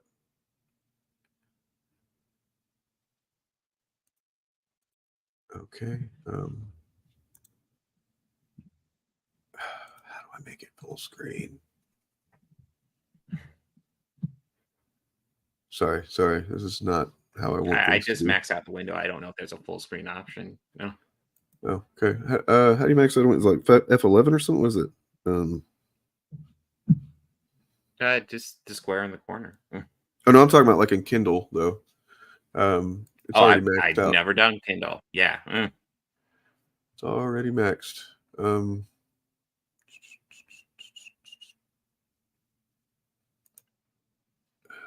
Yeah, I don't know, man. Anyway, so what we got is this image that's been promoted to used to promote this, where Wolverine's just flying and he's got the red eyes and stuff. That's cool looking. It's a fastball special, and this starts off by explaining what the fastball special is. And the reason that it's doing this is because it's showing you what mutant technology is, right? Which is a new addition to lore. Whoops, it was not that. Where, you know, this is the oldest version of it, like the proto version of a mutant technology, which is 2 powers used in combination to create a circuit. And they've done a lot cooler stuff with it since then. Bob, I'll just give you a little teaser about it. How about terraforming Mars? That's a pretty good one that they did a couple of years ago in the comics. With just a handful of mutants did that. And so is that where a lot of the mutants are now? Because I just saw mutants are largely off-world now. No, that is where. So the mutants that are on Araco, which is the other. Man, you really got to read House of X Powers 10. Yeah, I guess I'll get into it. We'll see what It's I figure out. Yeah, it's too much to explain. But like generally, the other mutants have been not there. The mutants that are on Araco are actually they're like they just came to Earth for the first time. They've been stuck in a kind of interdimensional thing, fighting off hordes of hell demons basically for hundreds of years. And they're badasses. But anyway, so this is and it explains this. You know, the name of the physical attack where Colossus pitched Wolverine with uncanny accuracy at a target. Fastball special. Now, in the dark days following the third Hellfire Gala, Colossus and Logan were infiltrating the sewers under the Paris courthouse, and their dark moods led them to invert the fastball special. So, you know, here's an Orcus goon here, and Colossus just fucking throws his ass. And they're trying to come up with a name for it. How about the Pinata special? Wolverine thinks that's awful as he fucking slices the shit out of that dude. And I just love these 2, 4 pages rather. Oh god, it sets the tone so well because, like, man, I hated seeing the Krakoa thing. Seems like it's coming to an end, and maybe they'll surprise us. Maybe that won't really come to an end, but it seems like they are definitely leading it to that. It has now been paused for sure. Anyway. But yeah, it only gets better from there, guys. It's comics are fucking awesome. If you're watching and you're like one of these people that's been listening to these guys telling you that these comics are shitty now, and I saw who was it? Some chud, Comicsgate chud, showing pictures of the Hellfire Gala, the costume, the dress that they would wear to those, because 3 years in a row the Hellfire Gala was a big to-do, and they would, the artists would design cool ass costumes for the characters. Usually the costumes involve their powers in a lot of cases. So like Storm's dress was that actual storm cloud that was around her, right? Yeah, things like that. And it's, no, it wasn't Thinking Critical this time. It was on somebody on Twitter, some nobody. But like they like to focus on the Hellfire Gala as like, oh, it's gay, basically. It's the implication. It's some kind of gay girly thing they're doing at the X-Men now. It's not the same X-Men I used to know. No, motherfucker. It is the same X-Men that you know, and better. In the same ways that you love it, like this shit right here. It's fucking awesome. It's fucking X-Men doing X-Men shit, and Wolverine slicing a dude up. And the art is awesome, and I don't know. It's just great. It's Cyclops is now a fucking A-tier character. I used to hate that guy. I think he was lame. You got Rasputin now. She's a cool ass character. It would take way too long to explain what she's about, but she's fucking awesome.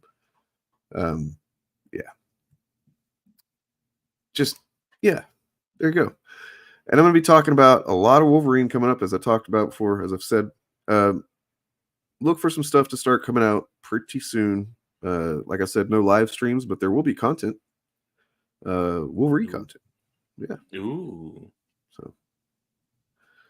Yeah. Oh, I'm excited. Oh, you're excited. Feel these nipples. Oh. I think that's from basketball or something. It just sounds right. Yeah. Anyway, you guys look for something on Friday. I'll try and make it say something special. Since I'm not going to be streaming, I will put out something. And yeah, other than that, I hope you guys have a wonderful couple of weeks, and please don't forget about me. Don't like convince Turf and Bob to not let me come back or anything like that. That would suck. I mean, if we want to get copyright, I'll just pawn Simple Minds real fast.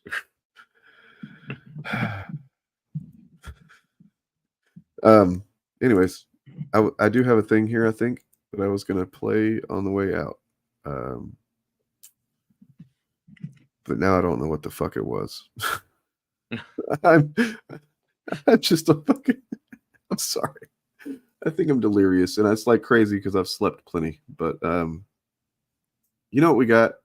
We got a new logo. That's what I was going to show you. That's what it was. New updated version of the same one. Look at that shit. That does look pretty. That's pretty good, right? That's pretty good. It took me a long ass time. You guys have seen various incarnations of a logo that we've tried. Thankfully, Bob and Turf have been patient with me and been like, yeah, okay. Yeah. As I tried different stuff, I knew I wanted it to be like a dude doing something that represented what we're doing. And I think that this guy just kind of like, he looks like he's making like a unexpected movement. You know what I mean? Like, he's like, oh, what's he doing? Where's he going? He's jumping out of the box. Oh shit. He's taking some initiative. I don't know. Got it there. Got it. He's organizing some chaos. Yeah, he's this guy must be the actual fandom. Yeah. He's the Turf Nation. Turf Nation? I can't make that one work as well. We're stretching it. But he truly is an Eric debunks. Right. Yeah. As one is wont to do. I don't know, man. Fucking, I don't know. You know what I think are going to have coming out alongside Wolverine content for a while? I'm going to be working on a project that kind of like, it's going to go cover old ground. It's going to cover things I've covered before. I'm basically starting to collate information that I've covered before, adding context to it, new understanding. And you're going to be getting a lot of CHUD files. Was it liberating or was it super liberating for you to say the N-word? Oh, he'll never stop me from killing Chinese people. This film you're clapping at like a fucking retard. They are trying to normalize stuff to influence kids. It's already started. Oh my God, Jesus.